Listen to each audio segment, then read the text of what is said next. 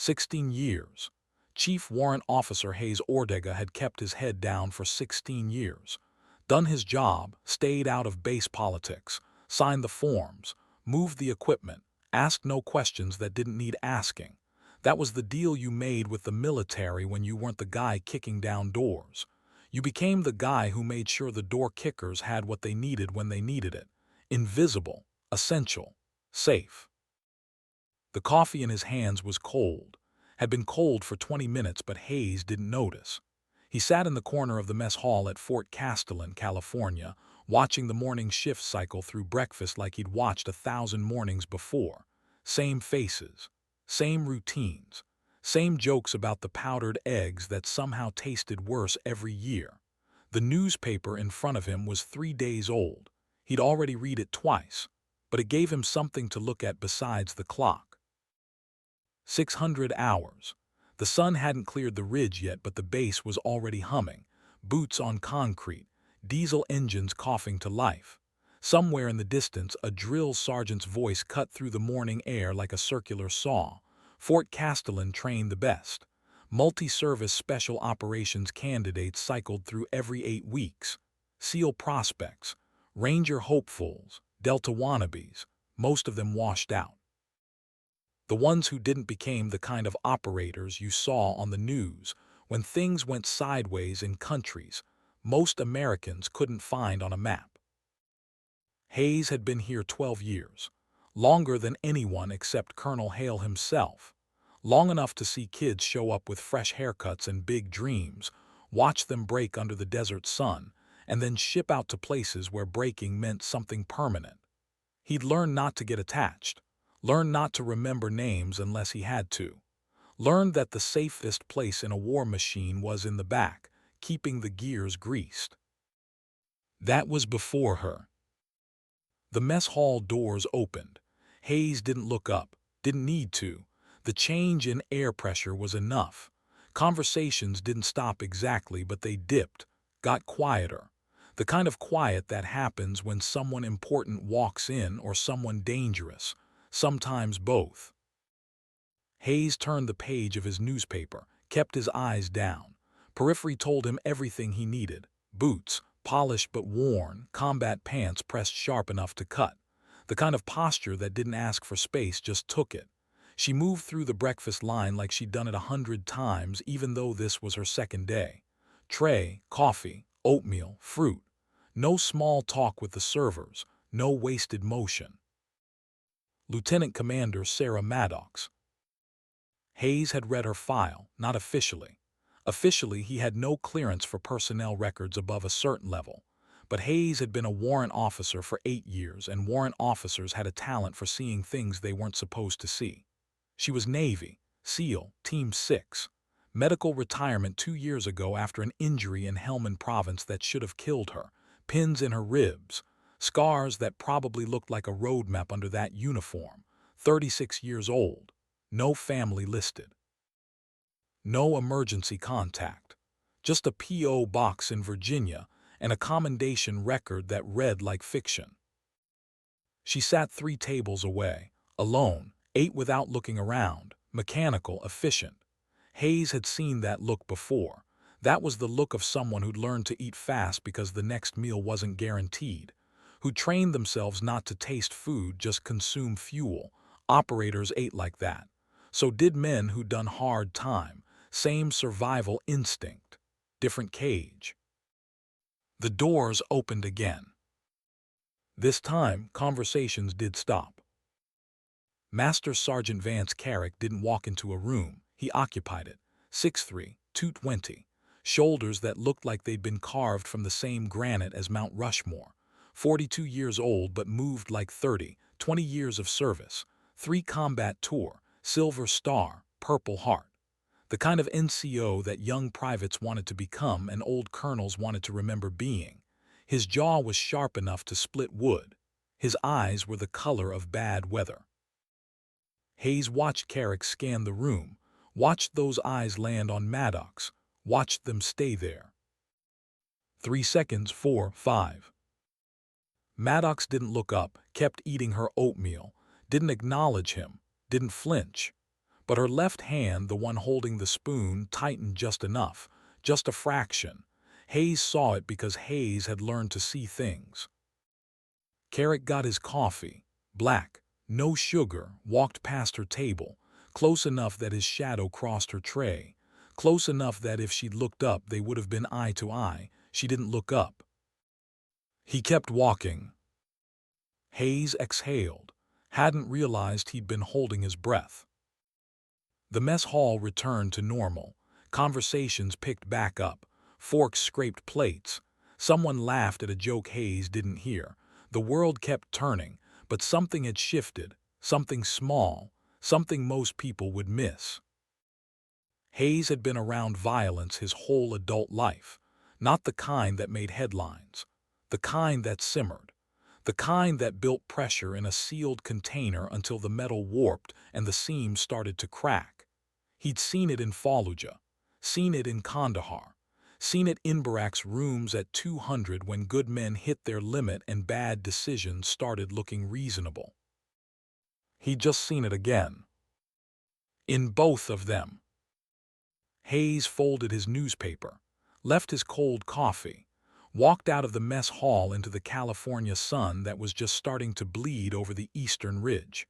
The air smelled like dust and diesel and something else, something electrical, like ozone before a lightning strike. He had a feeling that 16 years of keeping his head down was about to end. The morning briefing was standard. Colonel Marcus Hale stood at the front of the operations room, pointer in hand, going over the week's training schedule like he was reading a grocery list. 40 people in the room, officers, senior NCOs, warrant officers like Hayes who kept the machinery running. Hale had the kind of voice that didn't need a microphone, didn't need to shout, just projected authority the way some men projected cologne. Ranges 4 and 7 are hot through Friday. Live fire exercises, Delta candidates, stay clear unless you've got business there. Hale tapped the map behind him. Range 47 remains offline for maintenance. Electrical's been spotty. I don't want anyone out there until we've cleared it. Hayes made a note. Range 47. He'd been meaning to check the generator logs anyway. Lieutenant Commander Maddox will be taking over senior combat instructor duties effective immediately. Hale gestured to the back of the room. Hayes turned. Maddox stood against the wall, arms crossed, didn't wave, didn't nod, just existed. She'll be running integrated close-quarters combat training, mixed service candidates. If you've got bodies that need seasoning, send them her way. A hand went up. Young lieutenant, Army, fresh-faced enough to still believe in fair fights. Sir, I thought Sergeant Carrick was running CQB. Hale's expression didn't change. Sergeant Carrick will be assisting Commander Maddox. Next item. The lieutenant's hand came down. Hayes watched Carrick. The big man sat 2 rows ahead, rigid as rebar. His jaw worked like he was chewing glass. Didn't say a word. Didn't have to. His silence was louder than a shout. After the briefing, Hayes caught up with Hale in the hallway. Sir, got a minute. Hale checked his watch. 30 seconds, Chief. The CQB rotation. That gonna be a problem. Hale stopped walking, turned, looked at Hayes with the kind of eyes that had seen too many problems and solved most of them with paperwork and delegation. You asking as logistics coordinator or as someone sticking his nose where it doesn't belong? Asking as someone who's been here long enough to smell trouble before it starts. Hale smiled. Wasn't a warm smile. Was the kind of smile men give when they're about to tell you something you don't want to hear. Carrick's a professional. Maddox is a professional. They'll work it out. And if they don't, then I'll handle it. That's what colonels do, Chief. Handle things. You just make sure the equipment works and the schedules run on time. Yes, sir. Hale walked away. Hayes stood in the hallway watching him go. 12 years on this base. 12 years of reading between the lines of orders and memos and the things commanders said when they were choosing their words carefully. Hale knew something. Hale was sitting on something, and whatever it was, he just told Hayes to stay out of it. Hayes had never been good at following that kind of advice. The desert training range at Fort Castellan sprawled across 8 square miles of California wasteland that looked like God had given up halfway through creation. Sand, rocks, scrub brush that wouldn't quit and couldn't thrive. The sun turned everything the color of old bone. Heat rose in waves that made the horizon look like a living thing, breathing and shifting and never quite settling into focus. Hayes drove his truck along the access road, checking supply caches like he did every Tuesday. Ammunition, water, medical supplies, the kind of inventory work that kept him busy and kept him useful. He was 2 miles out from the main compound when he saw her. Maddox ran the perimeter road. Alone, full combat gear, weighted pack had to be 60 pounds minimum. The temperature was already pushing 95 degrees. She moved with the steady rhythm of someone who'd forgotten what it meant to stop. Her boots kicked up small dust clouds with each impact. Her breathing was controlled, mechanical, in through the nose, out through the mouth. Hayes had run enough miles in his life to recognize the technique. That wasn't a training run. That was punishment. He slowed the truck, pulled alongside her, rolled down the window. "Commander, need a ride." She didn't look over, didn't break stride. "Negative, Chief. It's 95 degrees. You've been out here since 600. Aware." Hayes matched her pace with the truck, 5 miles per hour. "At least take some water." "I'm good." "Ma'am, with respect, you're not good. You're gonna cook yourself." She stopped. Hayes hit the brakes. Maddox turned to face him. Sweat ran down her temples, darkened her collar. Her face was flushed, but her eyes were clear, sharp, the kind of sharp that cut both ways. "Chief Ortega, I appreciate the concern. I don't need the supervision." "Not supervising. Just don't want to fill out the paperwork when you go down with heat stroke." Her mouth twitched. Might have been a smile, might have been something else. "How long you been at Castellan?" 12 years. "Then you know I'm not the first person to run the perimeter in full kit. Won't be the last." "True, but most people doing it aren't carrying rebuilt ribs." Her expression changed, hardened. "You read my file." "Enough of it." "Then you know I'm cleared for full duty." "I do." "So why are we having this conversation?" Hayes put the truck in park, cut the engine, stepped out, walked around to the passenger side and pulled a water bottle from the cooler he kept in the bed, handed it to her. She didn't take it. "Because 12 years means I've seen a lot of people come through here," Hayes said. "And I can tell the difference between someone training hard and someone trying to break themselves."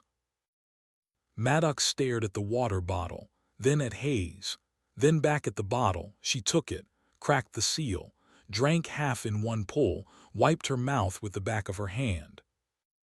"You always this observant, Chief." "It's kept me alive." "And employed, I'm guessing." "That too." She finished the water, handed him back the empty bottle. "I'm fine, really, just getting acclimated." Acclimated to the heat or to Sergeant Carrick? The words were out before Hayes could pull them back. Maddox's eyes narrowed. Not angry, calculating, like she was running numbers in her head and deciding whether Hayes was a problem or a variable. "What do you know about Carrick?" she asked. "I know he's been here 6 years. I know he's good at his job. I know he lost his son 3 years ago." "What else?" "I know he looks at you like you owe him something." Maddox was quiet for a long moment. A dust devil spun across the range behind her.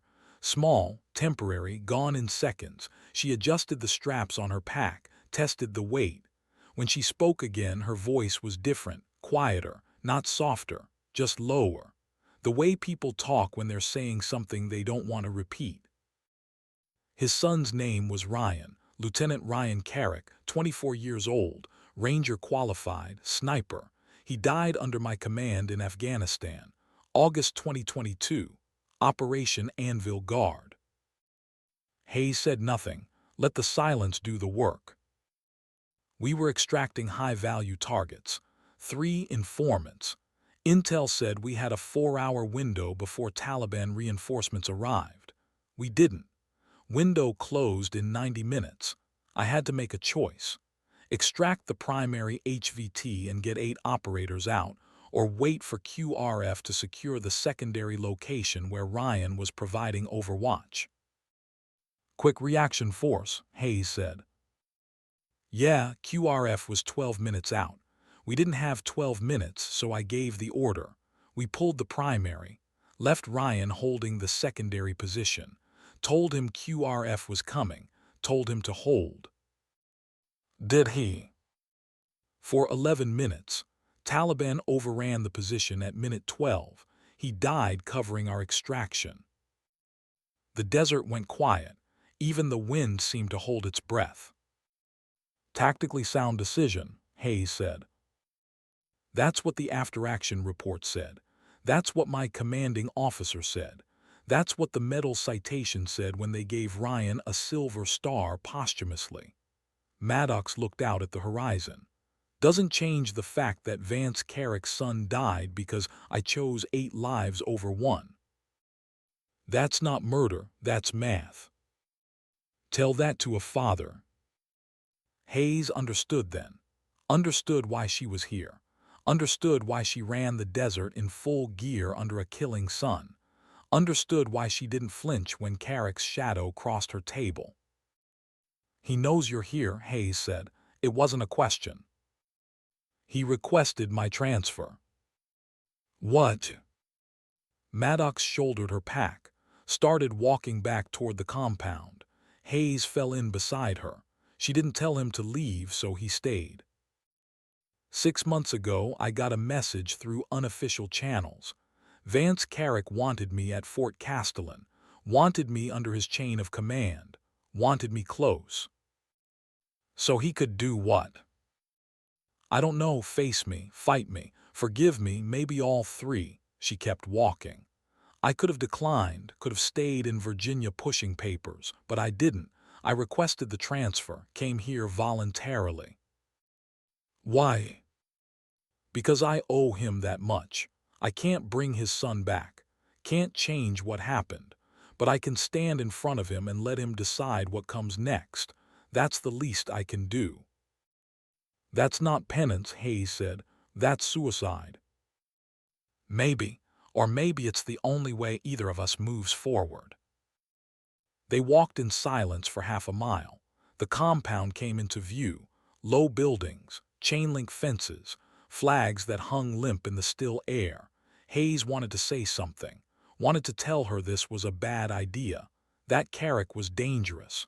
That grief made men do things they couldn't take back. But he'd learned a long time ago that some people didn't want to be saved. They just wanted to be witnessed. Chief, Maddox said as they reached the gate, I appreciate the water and the conversation, but I need you to do something for me. What's that? Stay out of this. Whatever happens between me and Carrick, it's between us. Don't get involved. Don't try to help. Just do your job and let me do mine. Hayes looked at her, really looked at her, saw the scars he couldn't see, the weight she carried that had nothing to do with the pack on her back, the decision she'd made to walk into fire because she thought she deserved to burn. I'll try, he said. That's not a yes. It's the best you're getting. She almost smiled again, almost fair enough. She walked through the gate. Hayes watched her go, knew he just lied to a superior officer, knew he wasn't going to stay out of it, couldn't, wouldn't, because 16 years of keeping his head down had taught him one thing above all else. Sometimes the only way to stay safe was to step into the line of fire. Private First Class Kai Sullivan was 22 years old and looked like he'd been assembled from spare parts by a recruiting poster committee. Square jaw, clear eyes. The kind of earnest expression that made older soldiers want to either protect him or break him before the world did it first. He'd arrived at Fort Castellan 3 weeks ago, fresh out of basic, top of his class. Father had been a Marine, killed in action in Iraq when Kai was 14. The kid wore that loss like a second skin. Hayes had seen it in the mess hall, seen it in the way Sullivan carried himself. Straight back, tight corners, everything by the book because the book was all he had left of his old man. Sullivan stood at parade rest outside the training office, waiting for his squad assignment. Hayes walked past, nodded. The kid nodded back. "Chief Ortega, sir." "At ease, Sullivan. I'm a warrant officer, not a sir. Chiefs work for a living." Sullivan relaxed a fraction, still rigid enough to hide behind. "Yes, Chief. Sorry, Chief." "You settling in okay?" "Yes, Chief. Barracks are good, chow's decent, training's hard but fair." Hayes smiled. The kid talked like a press release. Give him 6 months. The real army would sand those edges down. "Who's your primary instructor?" "Sergeant Carrick, Chief. Close quarters combat rotation." The smile faded. "How's that going?" "Good, Chief. Sergeant Carrick's intense, knows his stuff, pushes us hard, but that's what we need, right? To be ready." "That's the idea."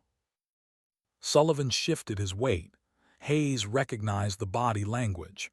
The kid wanted to ask something but wasn't sure if he should. Hayes waited. Let him work up to it. "Chief, can I ask you something? Off the record." "No such thing as off the record in the Army, Sullivan. But you can ask." "The new instructor, Commander Maddox. Some of the guys are saying she's SEAL Team 6. That true?" "Why don't you ask her?" "Tried, she doesn't talk much." "Then you got your answer." Sullivan processed that, nodded slowly. "Sergeant Carrick doesn't seem to like her much." "What makes you say that?" "Just a feeling, the way he looks at her, like she did something to him." Hayes studied the kid. 22, barely old enough to buy a beer, but his instincts were good. His read was accurate. That was either going to make him a great soldier or get him killed when he saw something he shouldn't. "Sullivan, some advice, free of charge." "Yes, Chief." "The things senior NCOs and officers do or don't do with each other, that's above your pay grade. Your job is to train, learn, survive. Their job is to figure out their own problems. You tracking?" "I am, Chief, but what if their problems become our problems?" "Smart kid, too smart. Then you come find me or you go to your chain of command, but you don't try to solve it yourself.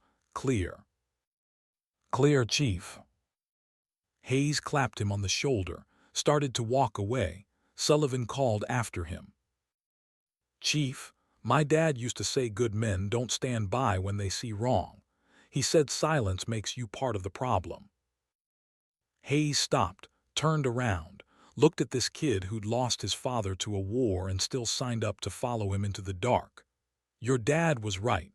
He was also a Marine, which means he was half crazy and fully committed. You want to honor him, stay smart, stay alive, stay out of fights that aren't yours until they are. Then fight like hell." Sullivan stood straighter. "Yes, Chief." Hayes walked away feeling older than he had that morning. The afternoon drill was routine until it wasn't. 20 candidates on the obstacle course, mixed service, Navy, Army, Air Force, even one Marine who looked like he'd been carved from a cinder block and taught to scowl. They ran the circuit in pairs, weighted carries, low crawls, wall climbs, the kind of basic conditioning that separated the committed from the curious. Maddox supervised from the center line, clipboard in hand. stopwatch around her neck. She didn't shout, didn't need to. Her presence was instruction enough. When someone's form broke, she corrected it with 3 words or less. When someone quit, she didn't argue, just marked the clipboard and moved on. Carrick supervised from the opposite end, 50 meters away, close enough to coordinate, far enough to avoid conversation. He prowled the perimeter like he was hunting something, barking corrections, pushing candidates harder than they needed to be pushed. Hayes watched from the equipment shed, watched the space between them, watched it shrink. Sullivan's turn came up. Partner was a Navy kid, smaller, faster. They grabbed the weighted stretcher, a combat dummy strapped to canvas, started the 50-meter sprint. Sullivan led, Navy kid followed. 15 meters in, the kid's grip slipped. The stretcher tilted. The dummy started to slide. Maddox stepped forward. Instinct, training. She caught the stretcher before it hit the dirt, grabbed the kid's wrist, adjusted his grip. Re-enter your stance, tighten here, drive from your legs, not your back. The Navy kid nodded, reset. Sullivan waited. They were about to continue when Carrick came through. He wasn't supposed to. The lane spacing was clear. Candidates ran designated paths. Instructors observed from fixed positions, but Carrick broke protocol, crossed the center line, came at Maddox from her left side, moving fast, too fast for a training ground, fast like he had somewhere to be and she was in the way. Hayes saw it happen in slow motion, saw Carrick's trajectory, saw the angle of his shoulders, saw the way his right knee came up and drove forward, not stumbling, not accidental, deliberate, aimed. The impact sounded like a bat hitting a watermelon. Carrick's knee crashed into Maddox's ribs, left side, exactly where the medical file said she'd been rebuilt. The force folded her, not a collapse, a controlled compression, like her body was trying to contain an explosion from the inside out. The air punched from her lungs in a sound that wasn't quite a gasp and wasn't quite a scream, something in between, something animal. She didn't fall. That was the thing Hayes would remember later. She didn't fall. She caught herself, planted her feet, stayed upright through pure will. Her right hand went to her ribs. Her face went white, but she stood. Carrick stopped, turned, looked at her. 20 candidates watched. Sullivan's mouth hung open. The Marine kid took a step forward, then stopped, unsure if he was allowed to intervene. Hayes dropped the wrench he'd been holding, started walking toward the range. Carrick leaned close to Maddox, close enough that his words were meant for her and her alone. But Hayes was close enough now, close enough to hear. "This is for Ryan." 3 words, soft as a prayer, hard as a headstone. Maddox lifted her eyes, met his gaze, held it. 5 seconds, 6, 7, didn't speak, didn't need to. The silence between them carried the weight of 3 years and a grave in Arlington. Then she stepped back, straightened, turned to the candidates who stood frozen like someone had paused the world. "Continue the drill," she said. Her voice didn't shake, didn't crack, just existed, cold and clear and absolute. "Sullivan, adjust your partner's grip. Navy, tighten your core. You're loading your lower back, fix it or you'll blow a disc." The candidates moved, slowly at first, then faster. The drill resumed. Hayes reached the perimeter, watched Maddox click her stopwatch, write something on her clipboard. Her hand trembled just once, just a fraction. Then it steadied. Carrick walked away, didn't look back, didn't need to. He'd made his point. Hayes watched him go, watched the set of his shoulders, the rhythm of his stride. That was the walk of a man who'd just done something he couldn't take back and didn't care. Hayes turned to Maddox. She was already moving, away from the course, toward the medical building, each step measured, even, no limp, no favor to one side. But Hayes had been around pain long enough to recognize it. She was hurting, badly, and she was walking through it like walking through fire was just another part of the job. He followed her, kept his distance, watched her disappear into the medical building, waited 5 minutes, then 10. When she didn't come out, he went to find someone who could tell him if she was okay.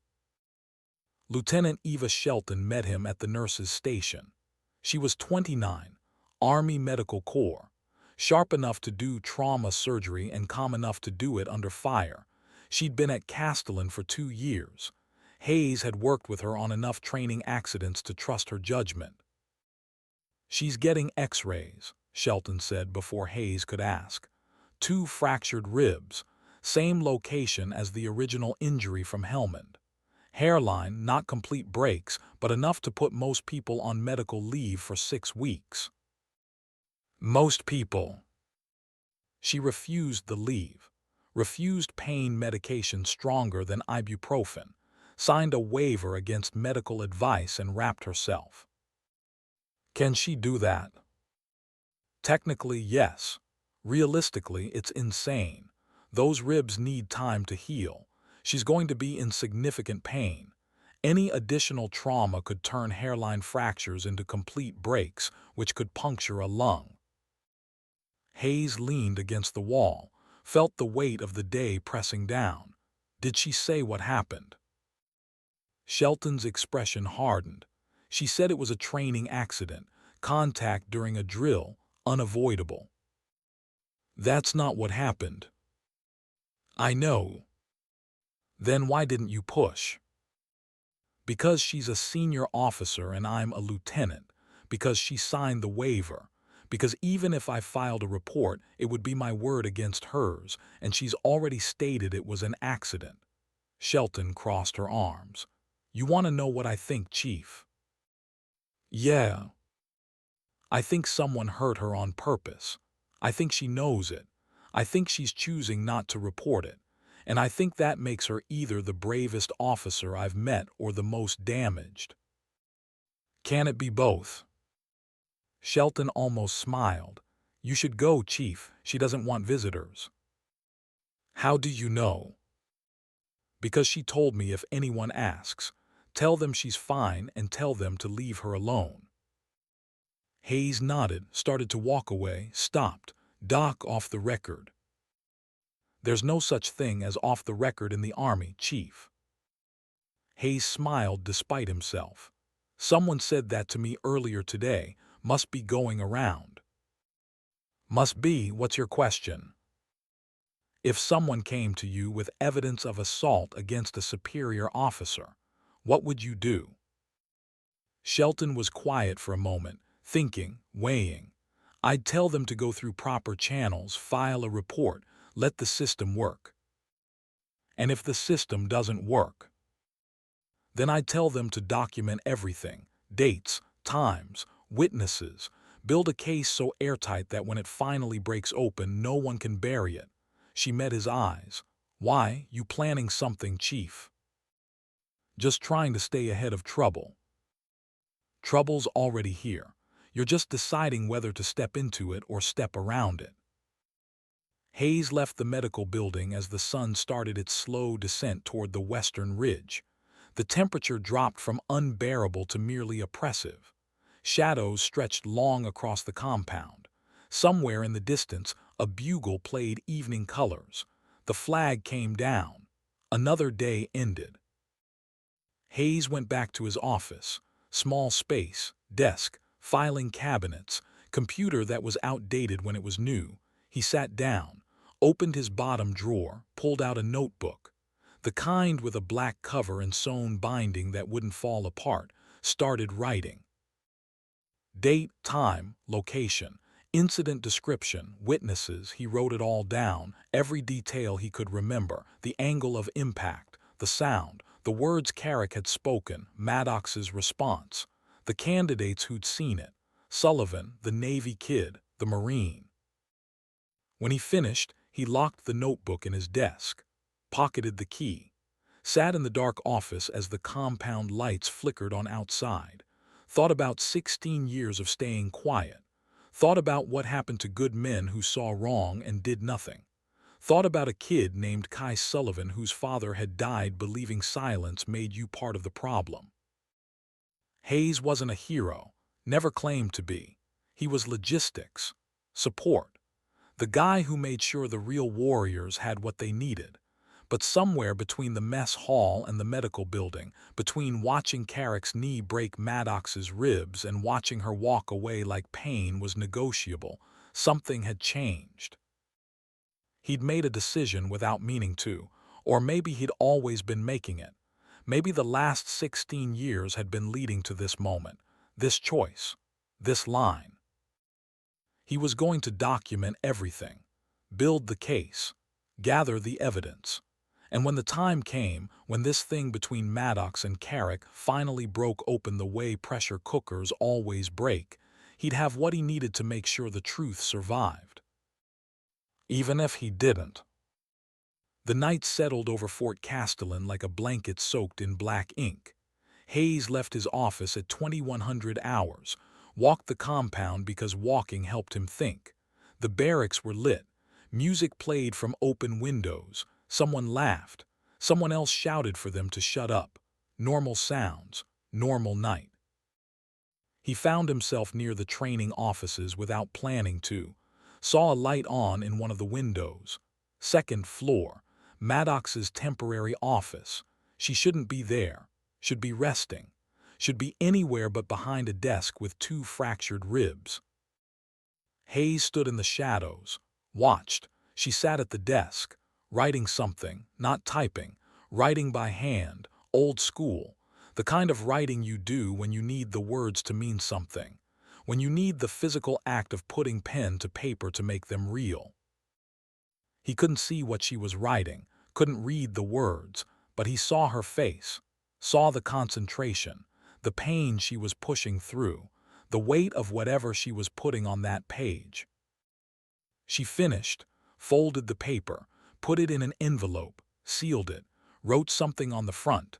Then she just sat there, holding it, staring at it like it was a live grenade and she couldn't decide whether to throw it or hold on until it went off. Hayes turned away, gave her that privacy, started walking back to his quarters, made it 20 steps before he heard footsteps behind him. Chief Ortega. He turned. Maddox stood in the doorway of the training building, silhouetted against the light. Her voice carried across the distance between them. "You're up late," she said. "Could say the same about you, Commander." "Can't sleep." "Ribs." Among other things. She walked down the steps, moved slower than she had that morning, careful, measured, each step calculated to minimize the grinding of bone against bone. She reached the bottom, stopped 10 feet from Hayes, close enough to talk, far enough to maintain distance. "You were at the drill today," she said. "You saw what happened." "I did. And I'm not sure what you want me to say, Commander. I want you to say you're going to stay out of it, like I asked." Hayes looked at her, really looked, saw the exhaustion, the pain, the determination to stand there and have this conversation even though every breath probably felt like swallowing glass. Saw something else too, something he recognized because he'd felt it himself, the loneliness of carrying weight alone. "I can't do that," he said. "Why not?" "Because I've spent 16 years watching things happen that shouldn't happen, watching good people get hurt by bad decisions, watching the machine eat the people who keep it running. And I told myself it wasn't my problem, wasn't my fight. I was just the logistics guy, just doing my job." "That's not wrong." "Maybe not, but it's not right either." Hayes took a step closer. "You came here knowing Carrick would hurt you. You let him do it. You're not going to report it. You're going to take whatever he gives and keep standing up. That's your choice.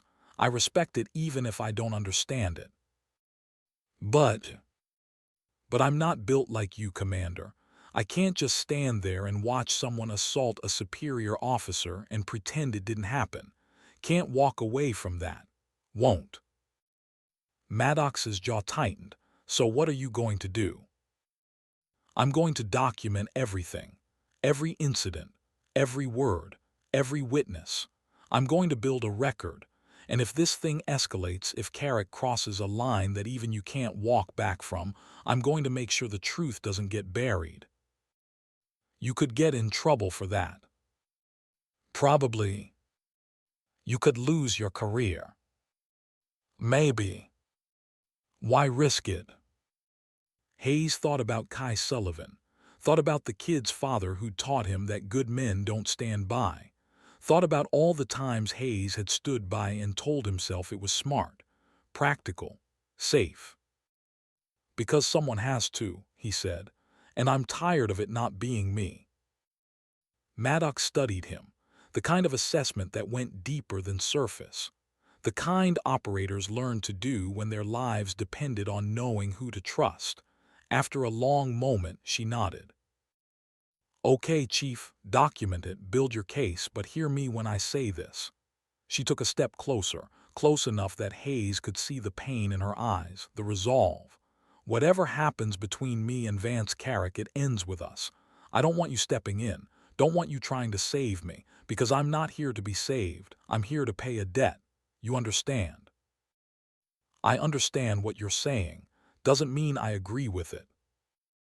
Don't have to agree, just have to respect it. Hayes nodded. I can do that. Good. She turned to go, stopped, looked back. Chief, that notebook you started, the one you're keeping locked in your desk. Hayes's eyes widened. How did you? I was SEAL Team 6. You think I can't spot a man building evidence? She almost smiled. Keep it safe. Keep it detailed. And if I'm wrong about this, if Carrick goes further than I think he will, that notebook might be the only thing that keeps the truth alive. She walked back into the building, left Hayes standing in the dark. He watched her go, watched the light in her office go out 5 minutes later, wondered what she'd written in that letter, wondered who it was for, wondered if he just made the right decision or signed his own discharge papers. Didn't matter, the decision was made, the line was drawn, Hayes was all in. Tomorrow would bring what it brought. Tonight he had a notebook to fill and a case to build. 16 years of keeping his head down were over. Whatever came next, he'd face it standing up. The way his father had taught him, the way Sullivan's father had taught his son, the way good men faced the darkness when the darkness came calling. With their eyes open and their backs straight, and the truth locked in a desk drawer where no one could bury it. Not without going through him first. The morning after came too fast and lasted too long. Hayes woke at 4:30 to the sound of his own breathing, ragged, uneven, the kind of sleep rhythm that meant the dreams had been bad even if he couldn't remember them. He lay in the dark of his quarters staring at a ceiling he couldn't see and thought about the choice he'd made 12 hours ago. The notebook in his desk, the promise to Maddox, the line he'd drawn in sand that was already starting to blow away. He got up, showered, dressed, made coffee he didn't want and drank it anyway because coffee was routine and routine kept you sane when sanity was negotiable. By 5:45 he was in his office. The notebook came out of the drawer. He added yesterday's date, added the medical report details he'd gotten from Shelton, 2 fractured ribs, hairline, same location, refusal of medical leave, added the names of witnesses, Sullivan, the Navy kid, the Marine. 20 people had watched it happen. 20 people had seen Carrick drive his knee into a superior officer's ribs and walk away like he just stepped on a crack in the sidewalk. Not one of them had said a word. That was the thing about institutional silence. It wasn't loud, wasn't violent, just existed, heavy as concrete, permanent as stone. People saw things, people knew things. People went about their business and kept their mouths shut because speaking up meant becoming the problem instead of witnessing it. Hayes had been part of that silence for 16 years, had told himself it was pragmatic, professional, the smart play. He was done being smart. At 6:30 he left his office and walked to the communications building. 3 stories, squat, built like a bunker because that's what it was. The nerve center of Fort Castellan, every radio transmission, every phone call, every digital packet that moved through the base went through servers housed in the basement. Hayes had logistics clearance, had access codes for inventory management, supply chain tracking, equipment logs, nothing that should give him access to training communications. But Hayes had learned a long time ago that access wasn't about what you were supposed to have. It was about what you could reach when no one was looking. Specialist Riley Chen sat at her console on the second floor, 24 years old, Chinese-American. Parents had immigrated from Guangdong when she was 6. She'd enlisted straight out of MIT, computer science degree, could have made 6 figures in Silicon Valley, chose Fort Castellan instead because her grandfather had been Army and legacy meant something. She was good, better than good. The kind of good that made Hayes nervous because people that smart usually saw through people like him. "Morning, Chief," she said without looking up. Her fingers moved across 3 keyboards simultaneously. Screens flickered with data streams Hayes couldn't begin to parse. "You're here early." "Could say the same." "Night shift just ended. Day shift's not here yet. Best time to run system diagnostics without someone asking why I'm running system diagnostics." Hayes pulled up a chair, sat, waited. Riley kept typing. After 30 seconds she stopped, turned, looked at him with eyes that were tired but sharp. "You need something," she said, "not a question." "Audio logs, training communications, yesterday's afternoon drill." "That's not logistics, Chief." "I know. That's not your clearance." "I know that too." Riley leaned back, crossed her arms, studied him the way you'd study a puzzle you weren't sure you wanted to solve. "Why?" "Safety investigation." "Official." "Not yet." "So you want me to access restricted files for an unofficial investigation that could get both of us written up or worse?" "That about covers it." "And if I say no?" Hayes had thought about this, had run the conversation in his head a dozen different ways on the walk over, had prepared arguments, justifications, appeals to duty or conscience or the greater good. But sitting there looking at Riley Chen, he realized none of that would work. She was too smart, too careful. She'd see through the manipulation, see the ask for what it was. A request to break protocol because one warrant officer had decided the rules no longer applied. "If you say no, I walk out of here and find another way," Hayes said.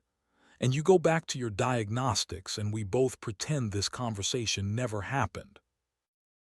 "And if I say yes?" "Then you help me document something that shouldn't have happened, and maybe we stop it from happening again." Riley was quiet, the servers hummed. Somewhere in the building a phone rang, rang again, stopped. She reached for her keyboard, typed a string of commands Hayes couldn't follow. A new window opened, audio files, dated, time-stamped, tagged by frequency and location. "Training comm channel 3, she said. "Yesterday, 1400 to 1500 hours, that's the window you want." "Yeah." "These logs are auto-archived for 90 days. After that they purge. Standard protocol. Someone wanted to review them, they'd need authorization from the communications officer or above." "Which I don't have." "Which you don't have," Riley typed again. A login screen appeared. She didn't enter credentials, just stared at it. "But the system has a quirk, a backdoor, not intentional, just sloppy coding from the contractor who built it.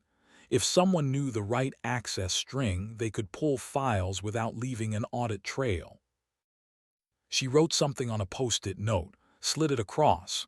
Hayes looked at it. 8 characters, alphanumeric, random to anyone who didn't know what they were looking at. "I didn't give you that," Riley said. "Give me what?" "And if anyone asks, you were never here." Where would I be at 6:30 on a Wednesday? Logistics office, doing logistics things, like you always do.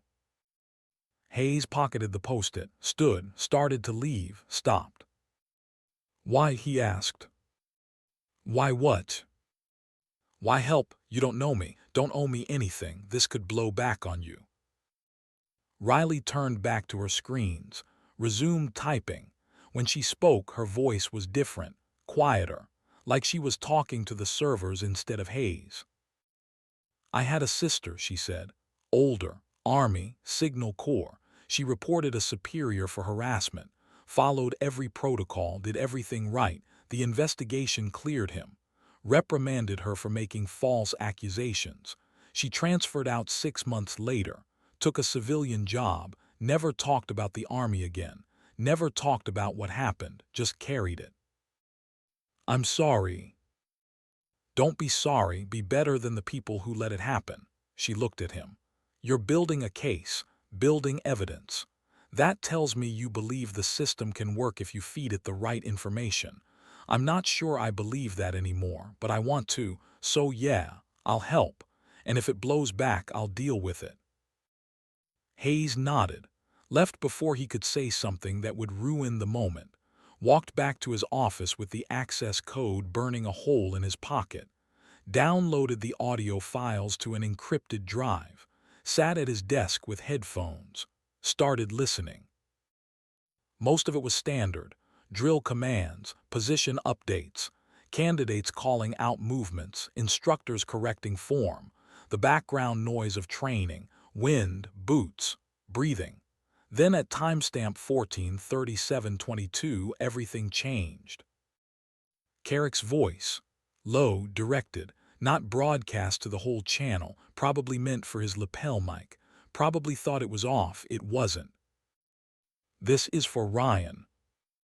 3 words clear as a bell, unmistakable. Hayes played it back, again, 5 times to make sure, to be certain. There was no ambiguity, no room for interpretation. Carrick had assaulted Maddox deliberately, had stated his motive, had given Hayes exactly what he needed. Evidence. Hayes saved the file, copied it 3 times to different drives, locked the original in his desk next to the notebook, sat back, felt the weight of what he'd just collected. This wasn't suspicion anymore, wasn't theory. This was proof. Hard, irrefutable, the kind that could end a career or start a court-martial. The question was what to do with it. He thought about going to Colonel Hale, thought about walking into that office and laying the evidence on the desk and making it someone else's problem. That was protocol. That was chain of command, but something stopped him. Something in the way Hale had smiled yesterday when Hayes asked about trouble. That knowing smile, that careful choice of words. Hale knew something. Hale was sitting on something. And Hayes had a feeling that if he brought this to Hale right now, it would disappear into a drawer somewhere, and Carrick would get a talking to, and nothing would change. So he waited, kept the evidence, kept watching. Because if there was one thing 16 years had taught him, it was that men like Carrick didn't stop. They escalated, and when they did, Hayes would be ready. The day moved forward like a machine that couldn't care less about the people caught in its gears. Hayes did his job, checked inventory, updated supply requests, coordinated equipment deliveries, the rhythm of logistics, the routine that kept him employed and invisible. But every hour he found an excuse to be near the training ranges, near Maddox, near Carrick, watching, documenting, building the case. At 1100 hours he saw Kai Sullivan outside the mess hall. The kid looked troubled, shoulders tight, jaw clenched. The kind of body language that said something was eating him from the inside. Sullivan. The kid straightened. Chief. You look like you swallowed a grenade. What's wrong? Sullivan glanced around, made sure they were alone, lowered his voice. Chief, can I ask you something, hypothetically? No such thing as hypothetical in the Army, but go ahead. If you saw someone do something wrong, someone senior, and you knew it was wrong but nobody else was doing anything about it, what would you do? Hayes felt his pulse tick up, kept his face neutral. Depends on what it was. An assault on a superior officer in front of 20 witnesses. You talking about yesterday's drill? Sullivan nodded, looked miserable. I was there, Chief. I saw what Sergeant Carrick did. That wasn't an accident, that was deliberate. And Commander Maddox, she just took it, didn't report it, didn't even react, just kept going like it was normal. Maybe it was an accident. You don't believe that any more than I do. Hayes was quiet. Let the kid work through it. Sometimes the best way to help someone was to let them solve it themselves. My dad used to say good men don't stand by, Sullivan said. His voice cracked, just a little, just enough. He said silence makes you complicit, that if you see wrong and do nothing, you're part of the problem. But Chief, I don't know what to do. Carrick's my instructor. Maddox won't report it. If I say something, I'm going over my chain of command. I'm accusing a decorated NCO of assault. I could get kicked out, or worse. You could. So what do I do? Hayes looked at this kid, 22 years old, father killed in Iraq, joined up anyway because legacy meant something. Standing here asking the question Hayes himself had been asking for 16 years. The question every good person eventually has to answer. What do you do when the right thing and the safe thing aren't the same thing? You already know what to do, Hayes said. You're just scared to do it. I am. That's good. Means you understand the stakes. Means you're thinking it through instead of just reacting. But Sullivan, let me tell you something. Your dad was right. Silence does make you complicit. And if you stay quiet because it's easier, because it's safer, you'll carry that for the rest of your life. I know. I've been carrying it for 16 years. What changed? I did, or maybe I just got tired of the weight. Sullivan absorbed that, nodded slowly. So you think I should report it? I think you should do what lets you sleep at night. But before you do anything, know this. I'm already documenting it, building a case. If it comes to it, you won't be the only one speaking up. You'll have backup. You're going after Carrick. I'm going after the truth. Where it lands is up to the people who make those decisions. That's not an answer, Chief. It's the only one I've got. Hayes put a hand on Sullivan's shoulder. Give it 24 hours. Think about what you want to do. If you decide to report it, come find me first. We'll do it together. Chain of command, by the book, so clean they can't ignore it. And if I decide to stay quiet, then I won't judge you, and neither will anyone else who matters. This is your call, Sullivan, not mine, not your dad's, yours. The kid straightened. Some of the tension left his shoulders, not all of it, but enough. Thanks, Chief. Don't thank me yet. Haven't done anything worth thanking. Sullivan walked away.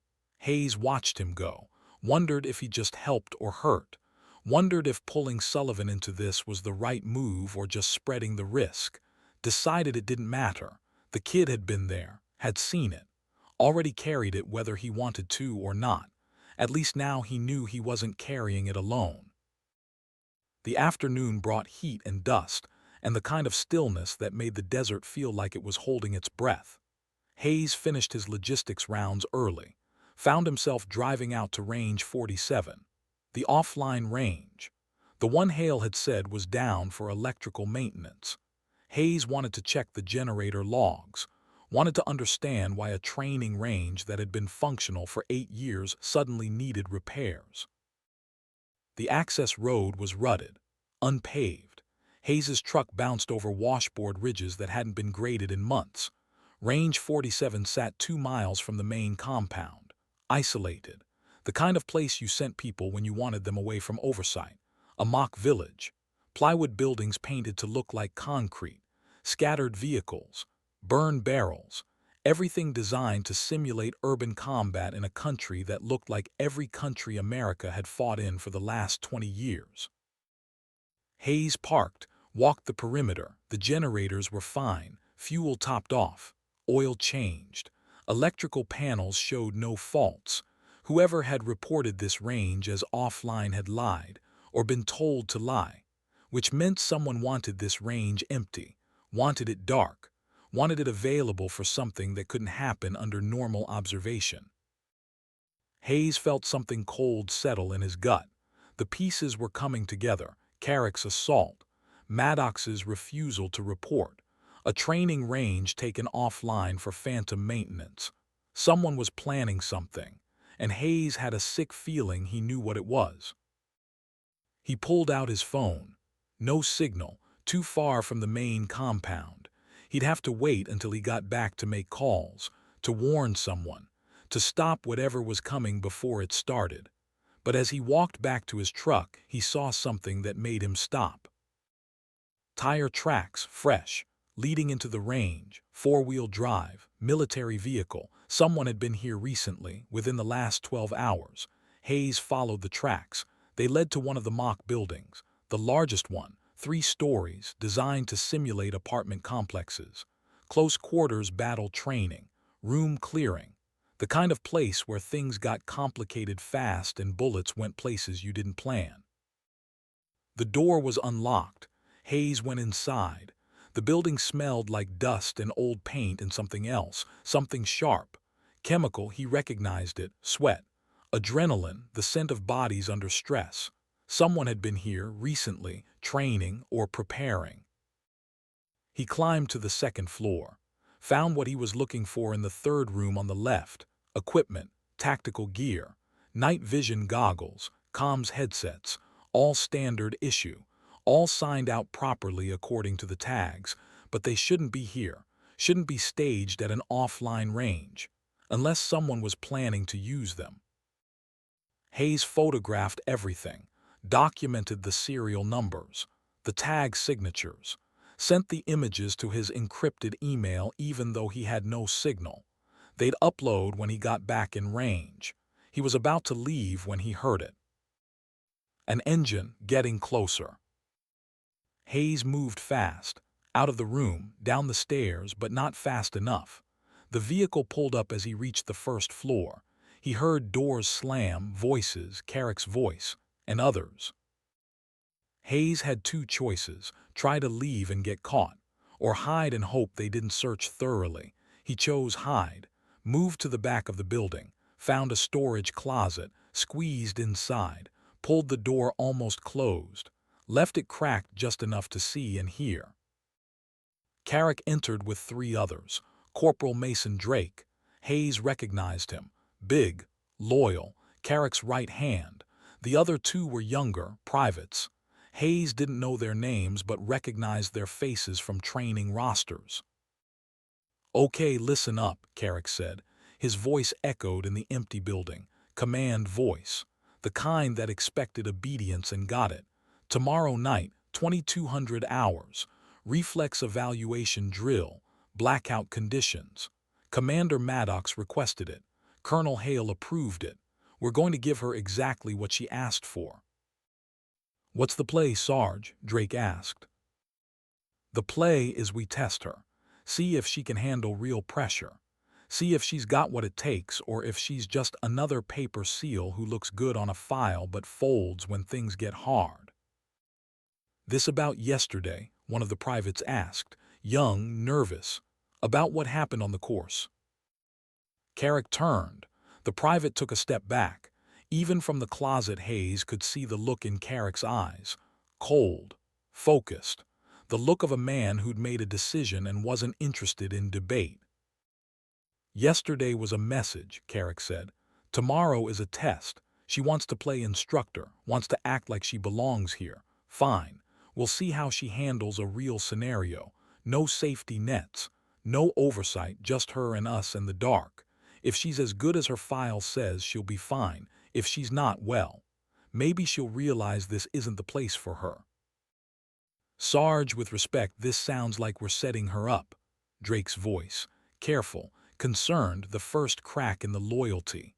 What happened to her son? That was war. That was a tactical call. You read the AAR, it was by the book. The book got my son killed. The words hung in the air like smoke. Heavy, toxic, impossible to clear. Ryan died because she chose 8 lives over 1, Carrick continued. His voice was different now. Rougher, hurt, bleeding through the command presence. She made a call, a hard call, and I get that, I do, but she gets to walk around, gets to teach, gets to live. And my son is in the ground at Arlington, so yeah, this is personal, and tomorrow night she's going to understand what it feels like to be outnumbered, outgunned, alone, like Ryan was. What if she gets hurt? Drake asked. She's a SEAL, she can handle it. And if she can't? Carrick was quiet for a long moment. When he spoke again, his voice was back under control, measured, professional, the mask back in place. Then we find out together, now gear up. I want everyone familiar with the layout. When we move tomorrow night, we move fast. No mistakes, no hesitation, clear. Clear, Sarge. They moved through the building, practicing room entries, communication protocols. Hayes stayed frozen in the closet, barely breathing. His heart hammered so hard he was sure they'd hear it, but they didn't. They were focused on the training, on the plan, on whatever Carrick had convinced them they were doing. After 20 minutes they left. Hayes waited 5 more, then 10, made sure they were gone before he moved. His legs had gone numb from staying still. His back screamed from the cramped position, but he moved, got to his truck, started the engine, drove back to the compound faster than the road allowed. He had to warn Maddox, had to tell her what Carrick was planning, had to stop this before it went from assault to something worse. But when he reached the main gate, he saw her, standing outside the training office, talking to Colonel Hale. The conversation looked casual, professional, just another day. Hale said something. Maddox nodded. They shook hands. Hale walked away. Hayes approached. Maddox saw him coming. Her expression didn't change, didn't welcome him or warn him off, just waited. Commander, we need to talk. About tomorrow night, about Range 47, about what Carrick's planning. Her eyes flickered, just for a second, then steadied. You've been following him. I've been paying attention. There's a difference. Is there? She crossed her arms. The motion was careful, controlled. Her ribs were still healing, still hurt, but she hid it well. What do you think you know, Chief? I know Carrick staged gear at Range 47. I know he's planning something for tomorrow night's drill. I know he's bringing Drake and at least 2 others. I know he thinks he's testing you, but it sounds a lot more like an ambush. And what do you think I should do about it? Cancel the drill. Report Carrick. Get ahead of this before it turns into something we can't walk back. Maddox was quiet, looked past Hayes to the desert beyond the fence. The sun was setting, painting the ridge line in colors that didn't have names, red and gold and something darker. She seemed to be weighing something, calculating odds Hayes couldn't see. I requested that drill, she said finally. I knew what Carrick would do with it, what he'd plan, how he'd use it. Hayes felt the world tilt. You knew. I read his file too, Chief. I know how he thinks, how he operates. He's a tactician, a planner. Give him an opportunity and he'll take it. Structure it and he'll use the structure against you. So I gave him exactly what he needed. A controlled environment. No witnesses, blackout conditions. The perfect setup for whatever he thinks he needs to do. Why? Because this needs to end. Not with reports or investigations or he said she said. It needs to end with both of us facing each other. No distractions. No institutional barriers. Just 2 people working through 3 years of grief and blame. That's insane. That's necessary. She met his eyes. Vance Carrick is a good man destroyed by loss. He's made bad choices, hurt me, crossed lines he can't uncross. But underneath all that pain is someone who just wants to understand why his son had to die. And I owe him that conversation, even if it happens in the dark, even if it gets ugly. It's already ugly. He assaulted you. And I survived. I'll survive tomorrow too. You don't know that. I do, because I'm better than he thinks I am. And because somewhere in that pain, Vance Carrick is still a professional, still a soldier. He'll push, he'll test, but he won't cross the line into something he can't live with. I'm betting on that. Hayes wanted to argue, wanted to tell her she was wrong. That betting your life on a broken man's last shred of humanity was the kind of gamble that got people killed.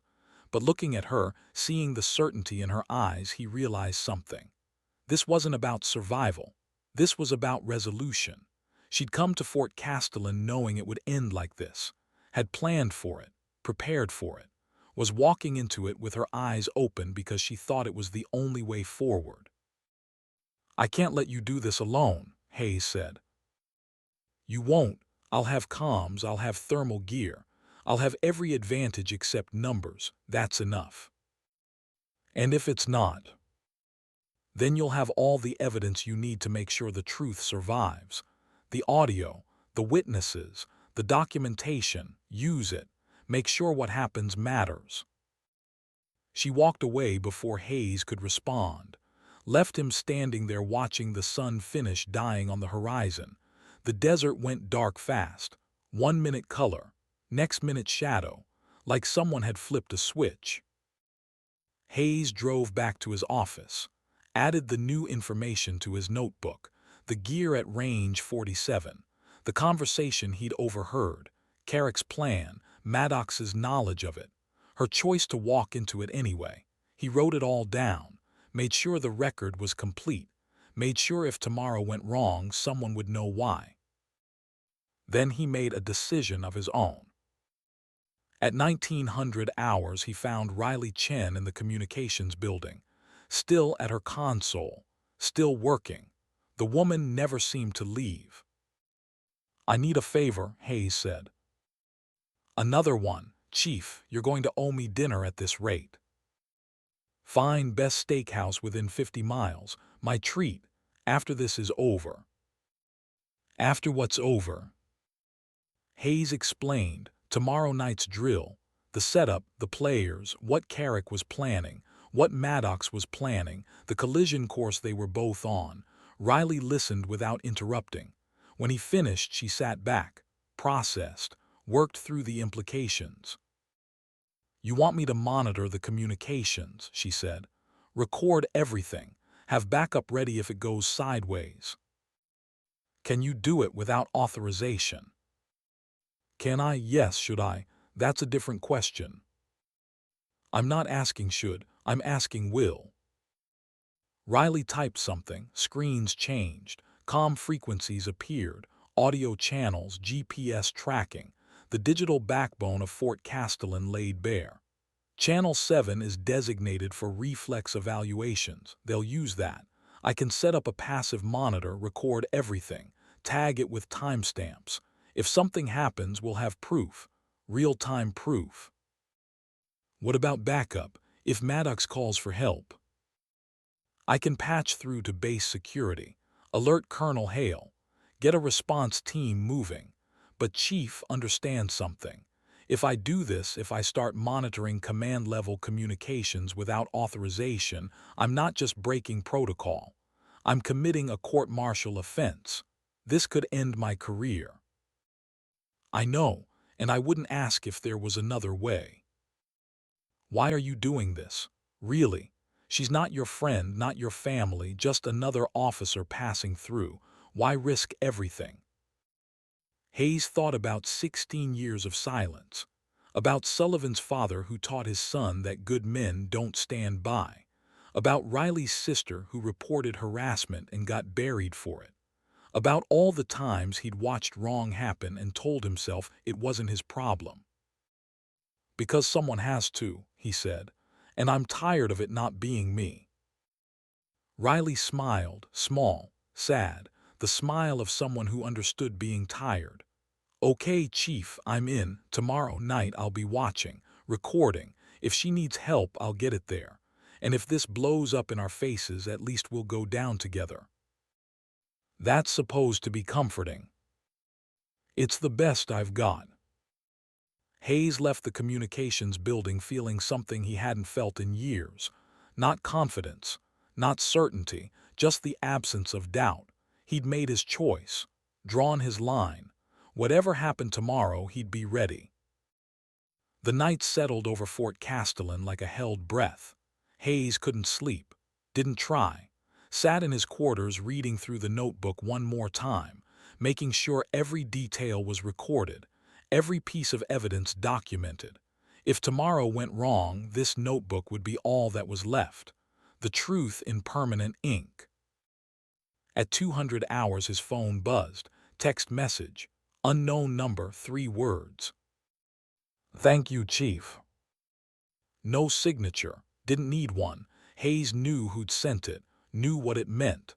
Maddox was thanking him for caring, for trying, for being willing to step into the fire when everyone else stepped back. He didn't reply. What could he say? "You're welcome for documenting your potential murder. Good luck not dying." Some things didn't have responses, just acknowledgement, just understanding that sometimes the bravest thing you could do was walk toward the thing that scared you most. Hayes set the phone down, closed the notebook, locked it in the desk one more time. Tomorrow would bring what it brought. He'd be ready. Riley would be ready. Sullivan, if he chose to help, would be ready. The system would work or it wouldn't. Justice would prevail or it wouldn't. But at least they'd tried. At least when it was over, Hayes could look himself in the mirror and know he hadn't stood by while wrong happened. That had to be enough, because it was all he had. The sun rose on Thursday like it rose on every other day, indifferent to human drama, unconcerned with plans and preparations and people walking toward their own destruction. Hayes went through his morning routine. Coffee, shower, uniform. The notebook came out one last time. He added the date, left space for tomorrow's entry, whatever that entry would say. At 800 he attended morning briefing. Colonel Hale ran through the schedule, standard stuff until he got to the evening. Reflex evaluation drill tonight. Range 47, 2200 hours. Limited participants. Commander Maddox supervising. Blackout conditions. No spectators. Range is restricted from 2100 to 100. Anyone not directly involved stays clear. Hayes watched faces. Carrick sat stone still, professional, ready. Drake looked uncomfortable. The privates looked nervous. Maddox wasn't there, probably preparing, probably running her own calculations for how the night would go. After briefing, Hayes caught Drake in the hallway. "Corporal." Drake turned. "Chief." "You good with tonight?" "Good as I can be, following orders." "Those orders feel right to you?" Drake's jaw tightened. "Not my place to question, Chief." "Sure it is. That's what being a soldier means. Following orders, but knowing when orders cross into something else." "You saying Sergeant Carrick's orders are wrong?" "I'm saying you've got a choice tonight, and whatever you choose, you'll carry it. Make sure it's a weight you can live with." Drake didn't respond, just walked away, but Hayes saw something in his eyes. Doubt. Conflict. The first real crack in Carrick's plan. If Drake wavered, if he chose conscience over loyalty, it might be enough to change everything. The day crawled forward. Hayes did his job, checked equipment, filed reports, maintained the routine that kept the base running, but every hour felt like pushing through mud. Time stretched and compressed in ways that made his head hurt. By 1900 hours, he was in the communications building.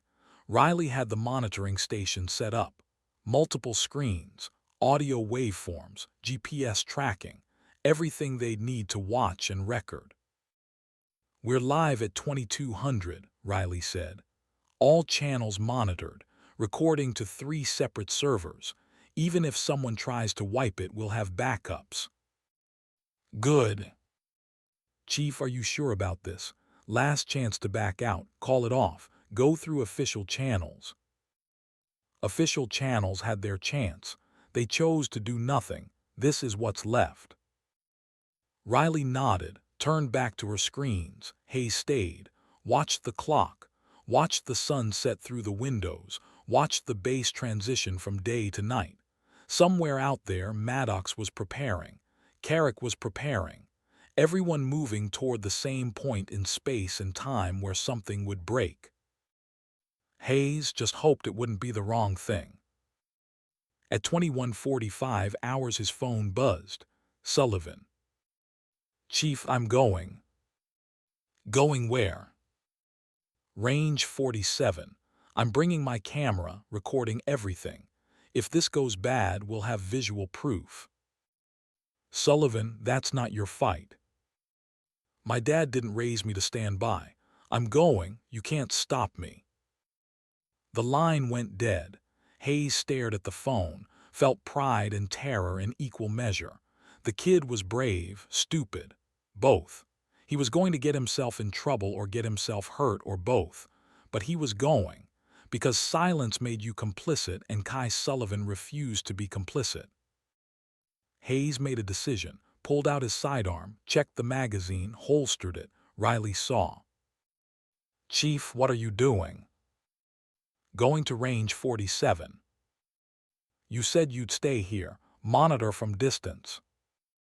I lied or changed my mind, one of the two. You're going to get yourself court-martialed.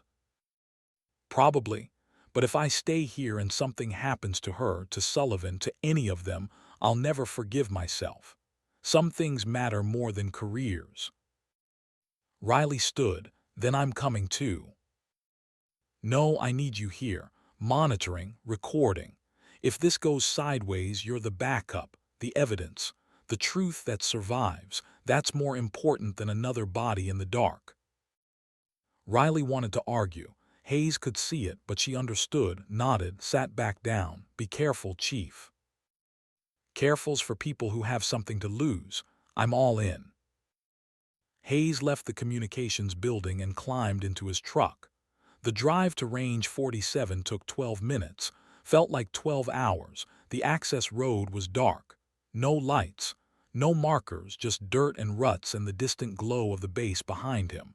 Ahead, range 47 sat in perfect darkness, waiting, patient, the stage set for whatever came next. Hayes parked a quarter-mile out, killed the engine, moved on foot, thermal scope in hand, night vision backup. He wasn't operator trained, wasn't combat qualified, but he'd been around enough shooters to know the basics. Move quiet, stay low, watch more than you act.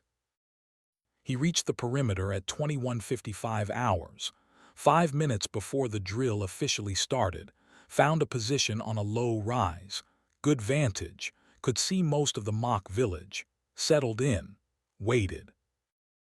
At 2200 exactly, the lights went out, not just range 47, the whole area. Someone had cut power to the entire grid, blackout conditions, just like Carrick wanted. Through the thermal scope, Hayes saw them arrive. 4 heat signatures, Carrick, Drake, 2 privates, moving in tactical formation, professional, controlled. They entered the village from the north, split into pairs, began sweeping the buildings. 2 minutes later, another heat signature appeared. Smaller, alone, Maddox. She entered from the south, moved different from Carrick's team, faster, more fluid. She didn't sweep, she infiltrated. Ghost was right. She moved like smoke. Hayes's radio crackled. Riley's voice.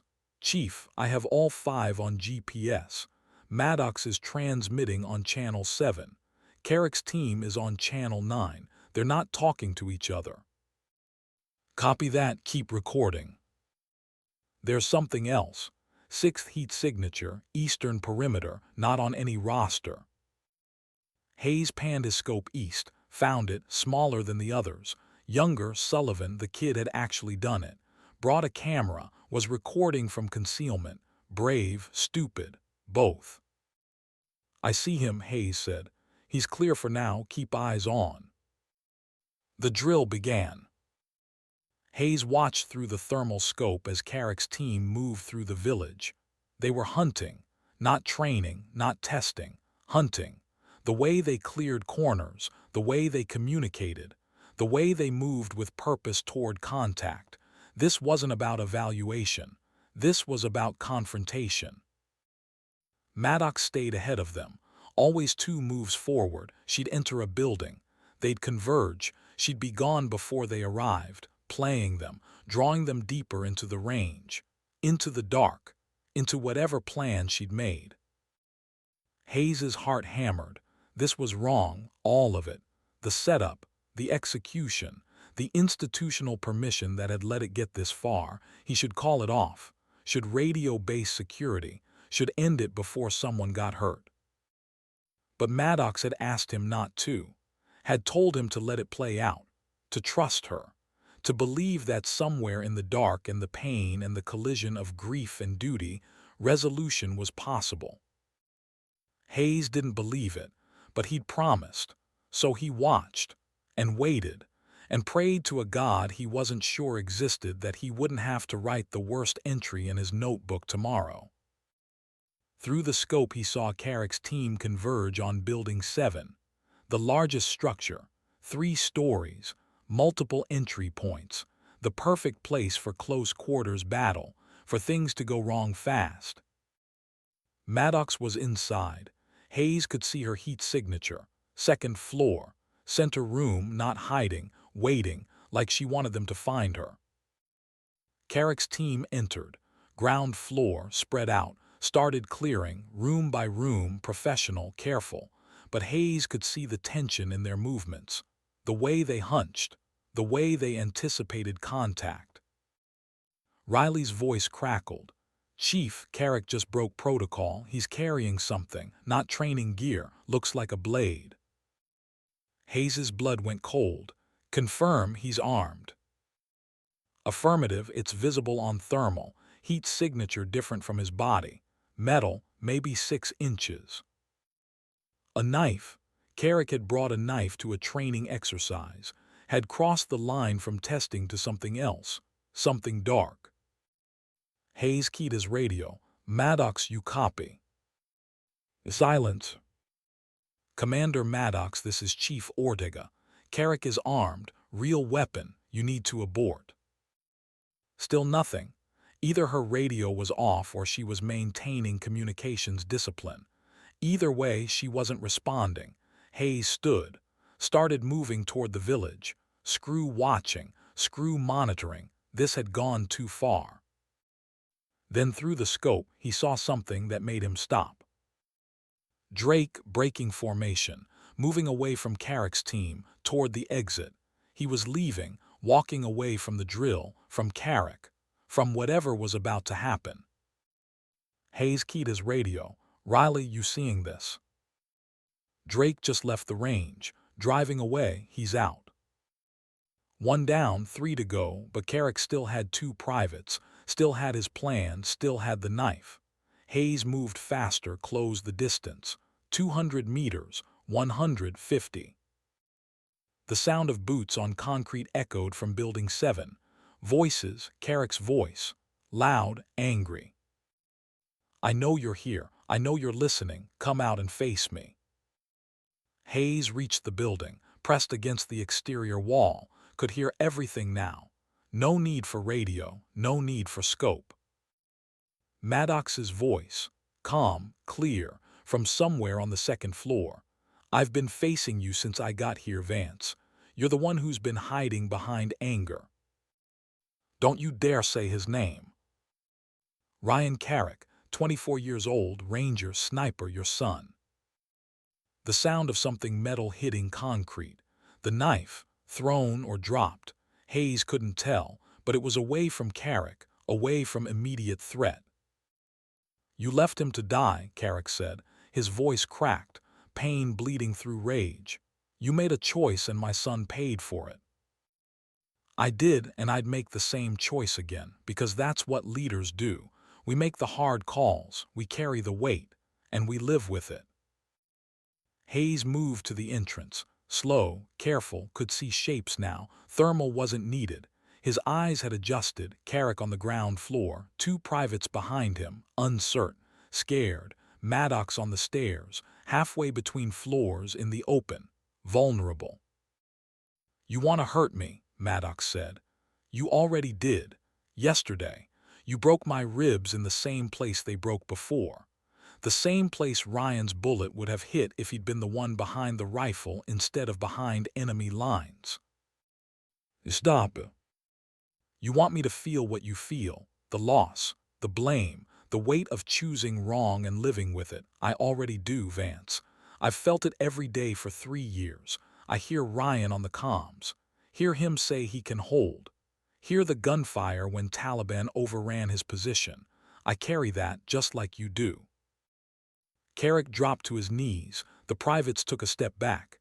Hayes could see them now, young, terrified, realizing they'd been brought into something that wasn't training, wasn't professional, was personal and dark and wrong. "He was my son," Carrick said, sobbing now. All the rage burned away, just grief left, raw and absolute. "He was my boy and you let him die." Maddox descended the stairs, walked toward him. No fear, no hesitation. She knelt in front of Carrick, put a hand on his shoulder. Hayes tensed, ready to intervene, but she didn't attack, didn't defend, just touched him. Human contact, compassion where none should exist. "He died a hero," she said softly. "He held that position for 11 minutes, killed 8 Taliban, gave us time to extract the primary target. That target gave us intelligence that saved 60 American lives over the next 6 months. Your son's death mattered, Vance. It wasn't waste. It wasn't sacrifice for nothing. He did his job, and it cost him everything." Carrick looked up at her, face wet with tears, eyes hollow. "I don't know how to stop hating you." "You don't have to stop, just have to decide if the hate is worth what it's costing you. Your career, your honor, your ability to sleep at night. Ryan wouldn't want this. Wouldn't want you destroying yourself because you couldn't save him." "How do you know what he'd want?" "Because I talked to him, not just on the radio, before the mission. He told me if anything happened, if it came down to hard choices, make them. Don't hesitate, don't second guess, just lead.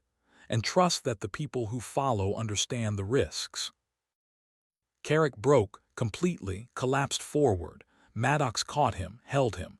Two warriors connected by grief and loss and the shared weight of command.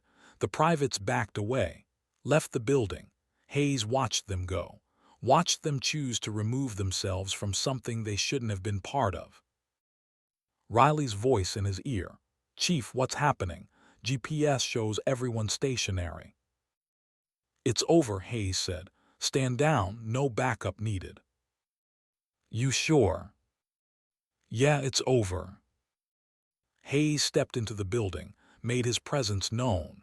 Carrick looked up, saw him, didn't react, just sat there being held by the woman he'd tried to break, the woman who'd broken him instead by refusing to break. "Chief Ortega," Maddox said, her voice was steady. "I thought I told you to stay away." "You did. I didn't listen. Turns out I'm bad at following orders when they involve someone walking into an ambush alone." "It wasn't an ambush." "Could have fooled me." She almost smiled. "Help me get him up." Together they lifted Carrick to his feet. He was heavy, deadweight, broken man. Hayes supported one side, Maddox the other. They walked him out of the building, into the night air. Sullivan was there, camera in hand, filming everything. The kid lowered the camera when he saw Carrick's face. "Is he okay?" Sullivan asked. "He will be," Maddox said, "eventually." They loaded Carrick into Hayes's truck, drove back to the main compound in silence. The kind of silence that wasn't empty, was full, packed with everything that had just happened and everything that would come next. At the medical building, they turned him over to Lieutenant Shelton. She took one look at Carrick and didn't ask questions, just got him inside, got him help. Hayes, Maddox, and Sullivan stood outside under the base lights. Moths circled the floods. Somewhere a generator hummed. Normal sounds, normal night, except nothing was normal anymore. "Thank you," Maddox said to both of them, "for caring enough to interfere." "Didn't do much," Hayes said. "You were there, that's enough." Sullivan shifted his weight. "Ma'am, I recorded everything, the whole thing. If you need evidence for whatever comes next, I have it." Maddox looked at the kid, really looked at him, saw what Hayes saw, someone brave enough to step forward when everyone else stepped back. "Keep that footage safe, Private. We might need it, or we might not. Depends on what Colonel Hale decides tomorrow." "What do you think he'll decide?" Hayes asked. "I think he'll do what he always does, protect the institution, minimize damage, make the problem go away quietly." She touched her ribs, winced. "But this time the problem isn't going away. Carrick crossed lines, I have witnesses, evidence, and I'm done being silent about it." "You're going to report him." "I'm going to give him a choice. Treatment or court-martial, help or punishment. He gets to decide if he wants to heal or if he wants to burn." Hayes nodded, understood. This was mercy, not weakness, not surrender, mercy. The hardest thing to give someone who'd hurt you. The bravest thing you could do when revenge would be easier. "Get some rest, Commander," Hayes said. "Tomorrow's going to be a long day." "That it will, Chief, that it will." She walked away. Sullivan watched her go. "She's tough," the kid said. "Tougher than most, braver than all." "Think Carrick will take the help?" "I don't know, but at least he'll have the choice. That's more than a lot of people get." They stood there in silence. Two men who'd stepped forward when staying back would have been easier. Who'd documented and recorded and witnessed because someone had to. Because silence made you complicit and they refused to be complicit. Hayes felt the weight lift. Not entirely, but enough. Tomorrow would bring bureaucracy, paperwork, investigations. Colonel Hale would make decisions. Systems would turn. Justice would happen or it wouldn't. But tonight, right now, standing under the base lights with a kid who'd been brave enough to film the truth, Hayes felt something he hadn't felt in 16 years. Pride. Not in what he'd done, in what he'd chosen to do, the line he'd drawn, the stand he'd taken, the silence he'd broken. That had to be enough. Because it was all he had. The morning came too bright and too fast. Hayes woke to sunlight cutting through his window like an accusation. 5:30. He'd managed 3 hours of sleep. Maybe. Hard to tell when dreams and memory blurred into the same reel of footage. Carrick on his knees. Maddox holding him. Sullivan's camera recording it all. The weight of what they'd witnessed sitting on Hayes's chest like sandbags. He got up, went through the motions. Coffee, shower, uniform. The notebook came out of the desk drawer. He stared at the blank page for a long time, tried to find words that could capture what had happened at range 47, tried to distill human breaking points and mercy and grief into something that made sense on paper, finally wrote 4 words. The reckoning happened, truth survived. That would have to do. At 700 he walked to the mess hall. The base was already awake. Morning formations running, drill sergeants shouting. The machine grinding forward like nothing had changed, but everything had changed. Hayes could feel it, could see it in the way people moved, quieter, more careful. Word had spread. Not the details, not the truth, just the shape of it. Something had happened last night, something big, and the base was holding its breath waiting to see what came next. Colonel Marcus Hale sat alone in the corner of the mess hall, coffee in front of him, newspaper unread. He looked older this morning, tired. The kind of tired that came from making decisions you'd have to live with. Hayes grabbed his own coffee, walked over, stood at attention. "Permission to sit, sir." Hale looked up, studied Hayes for a long moment. "This about last night?" "Yes, sir." "Sit." Hayes sat, set his coffee down, waited. Hale folded his newspaper, precise creases. Everything the man did was precise, controlled, the product of 30 years learning to manage chaos. "I got a call at 300, Hale said. His voice was flat, empty of inflection. "Lieutenant Shelton, informing me that Master Sergeant Carrick had been admitted to medical with acute psychological distress. PTSD episode, severe. She recommended immediate psychiatric evaluation and medical leave." "Yes, sir." And then at 3:30, I got another call. Commander Maddox, informing me that she would not be filing assault charges, would not be requesting disciplinary action, would not be making this a matter for court-martial or investigation. Hayes said nothing, let Hale work through it.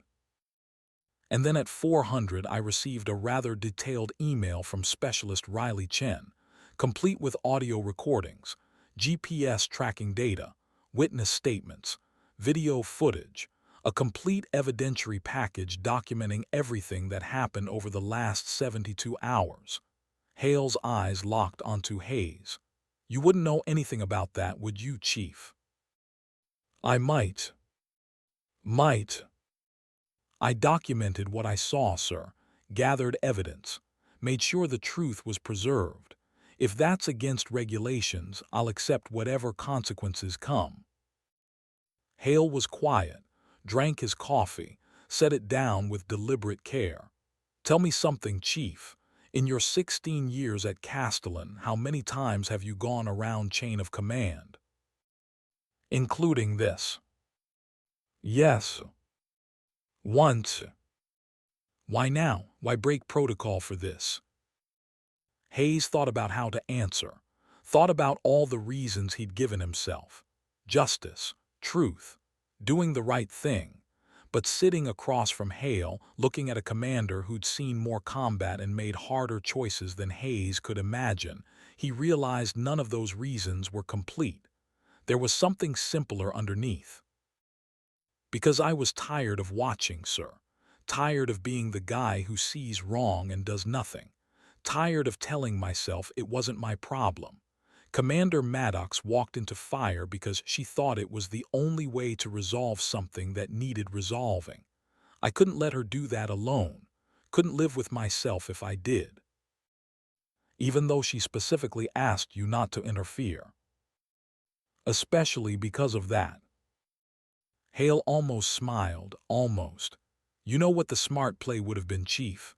The safe play, report the initial assault, follow protocol, let the system handle it, keep your head down, keep your career intact."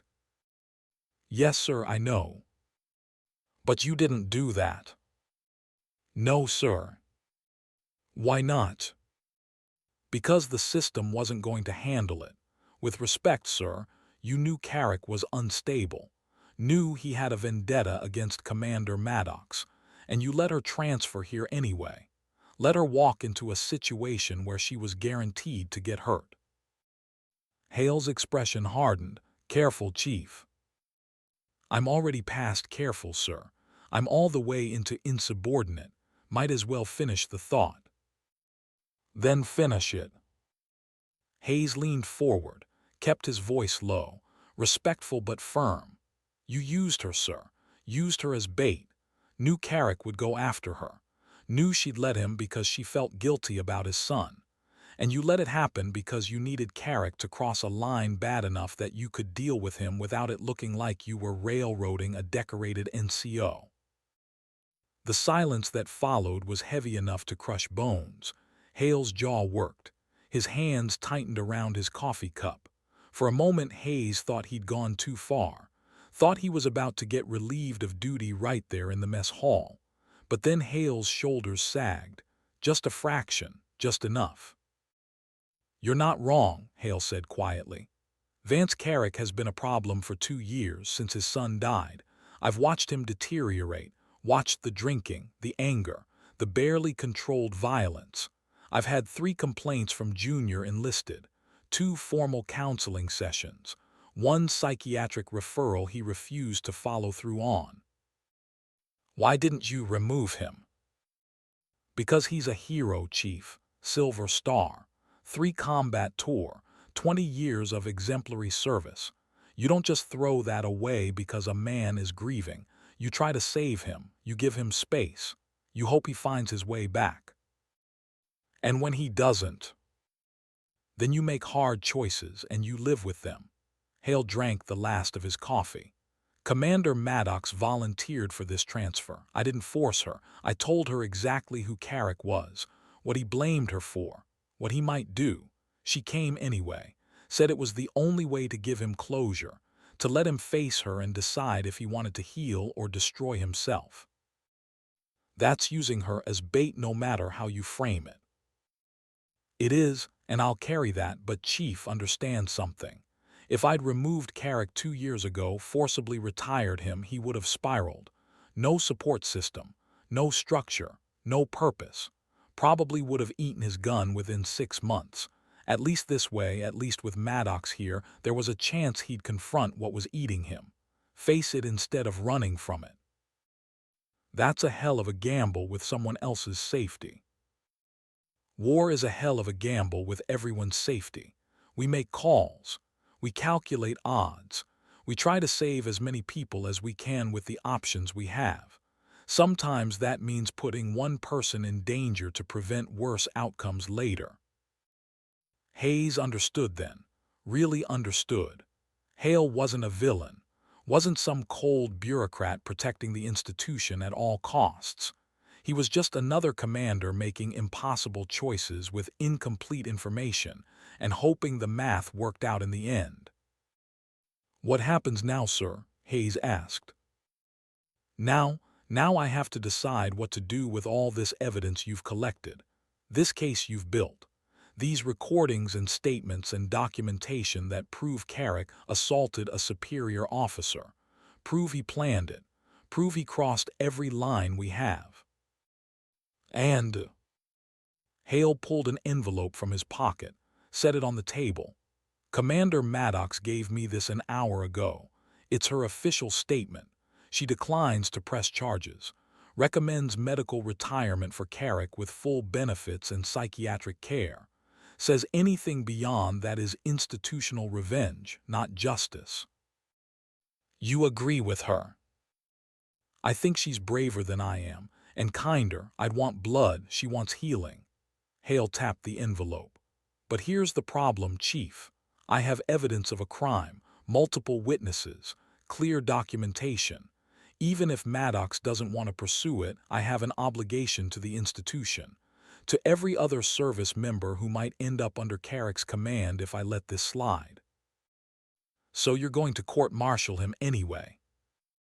I'm going to give him the same choice Maddox offered, treatment or trial, voluntary medical retirement with psychiatric care or formal charges. He gets to decide if he wants help or if he wants to burn. That's fair. Fair doesn't exist in situations like this. There's just less bad options. Hale stood. Hayes started to stand too. Hale waved him down. Sit, we're not done. Hayes sat. Your evidence package, the one Chen compiled, it's thorough, complete, admissible.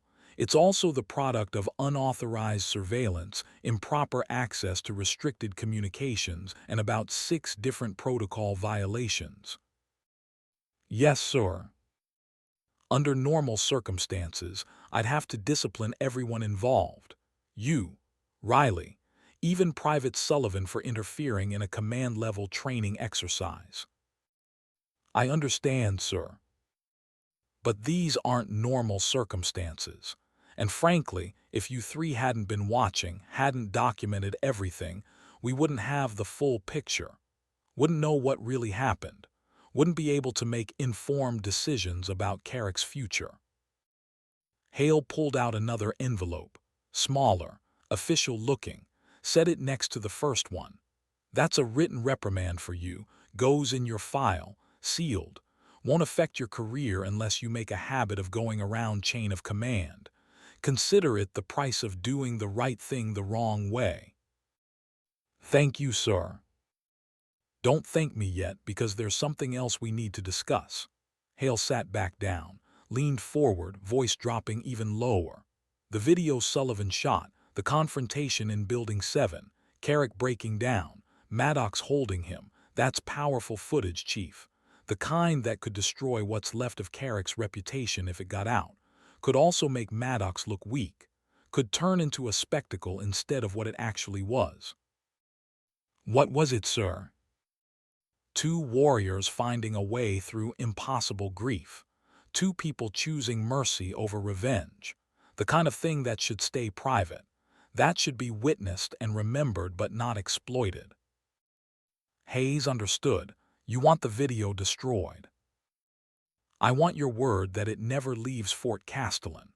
That it doesn't end up on social media or the news or some documentary about military justice. That Sullivan keeps it locked away and only uses it if there's a formal investigation that requires evidence. And if Carrick refuses treatment, goes to trial, then we use it, but only then, only if he forces our hand. Hayes nodded. I'll talk to Sullivan, make sure he understands. Good. Hale stood again. This time Hayes stood with him. Chief, off the record, you did good work, questionable methods, clear violations, but good work. You saw something wrong and you tried to fix it. That takes courage, takes conviction. The Army needs more people like you, even if you drive commanders like me crazy. I'll try to drive you less crazy in the future, sir. I doubt that, but I appreciate the sentiment. Hale picked up both envelopes, started to walk away, stopped. One more thing.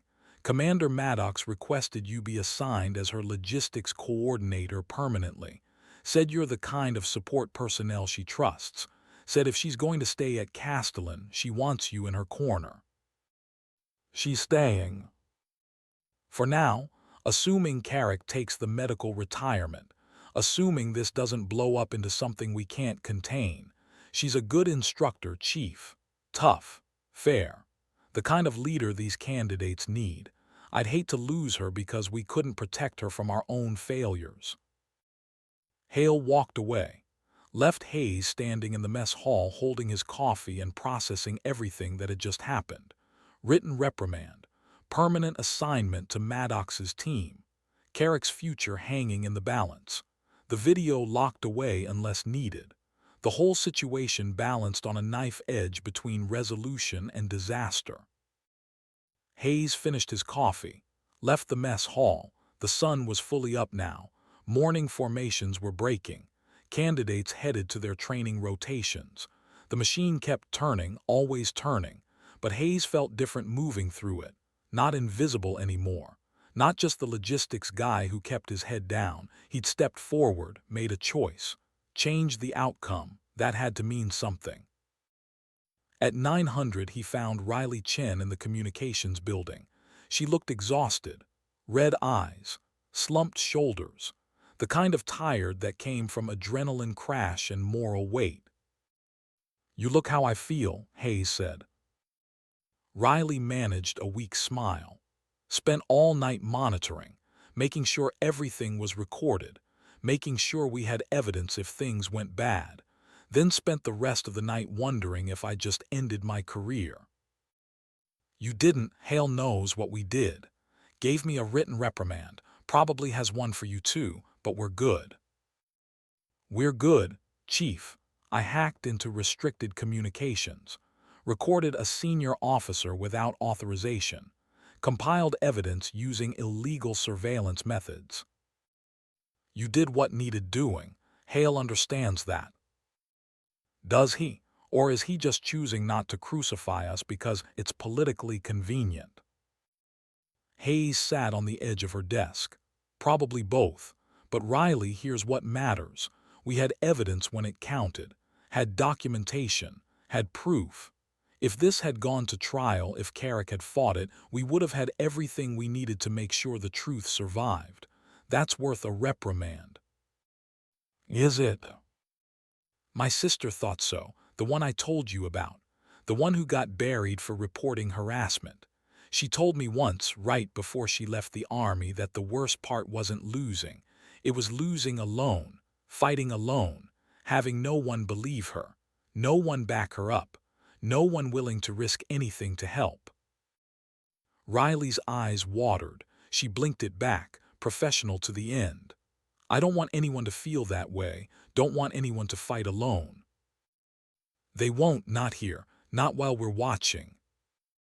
They sat in silence for a moment. The servers hummed, screens flickered, the digital backbone of Fort Castellan processing data that didn't care about human drama. Riley turned back to her keyboard, started typing. After a minute, she stopped.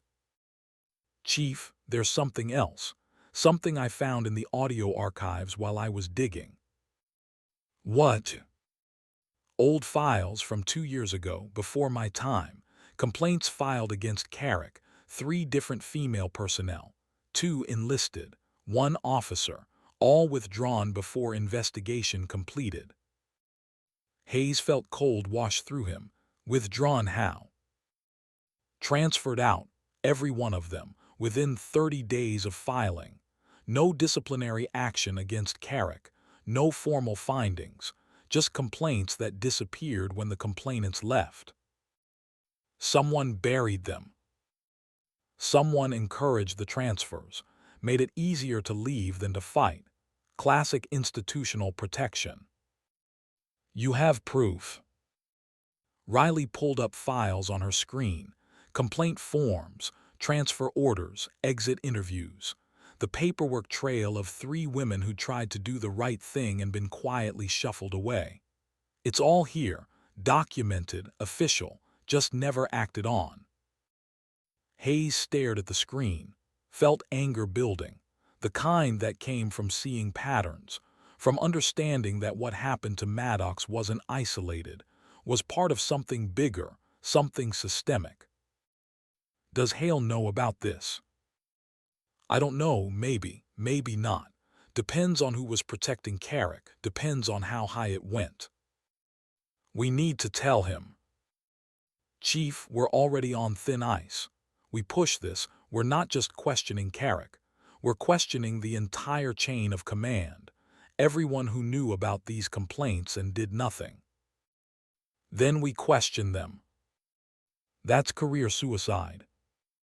Hayes looked at Riley, saw fear there, saw exhaustion, saw someone who'd already risked more than she should have had to, someone who'd stood up when it mattered but was now facing the reality of what standing up cost. You're right, Hayes said. It probably is career suicide, and I won't ask you to do it. Won't ask you to put this on the line. You've already done more than anyone should expect. But you're going to do it anyway. I have to, because if I don't, if we bury this like everyone else buried it, then what was the point? We stopped Carrick from hurting one person, but we didn't stop the system that protected him, didn't change anything that matters. Riley was quiet for a long time, fingers hovering over her keyboard, the choice visible on her face, safety or truth, career or conscience. The same choice Hayes had made 3 days ago, the same choice Sullivan had made, the same choice every good person eventually had to make. Send me the files, Riley said finally. All of them. I'll compile a supplemental report, add it to the evidence package, make it impossible to ignore. Riley, you don't have to do this. Yes, I do, because my sister fought alone. And if there are other women who filed complaints and got pushed out, they deserve to know someone finally gave a damn. They deserve to know their complaints mattered, even if it's 2 years late.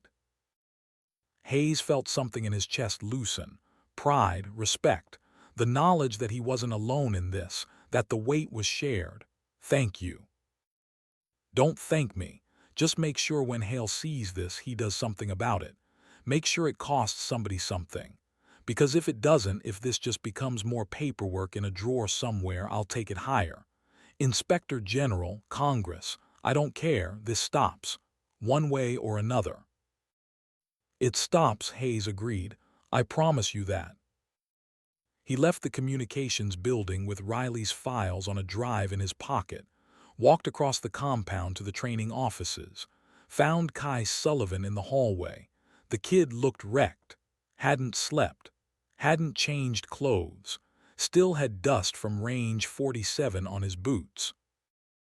Chief, Sullivan said, voice rough, I was looking for you. Found me, what do you need? The video, the footage I shot, Colonel Hale wants it. I know. He talked to me this morning. Wants to make sure it stays private unless there's a formal investigation.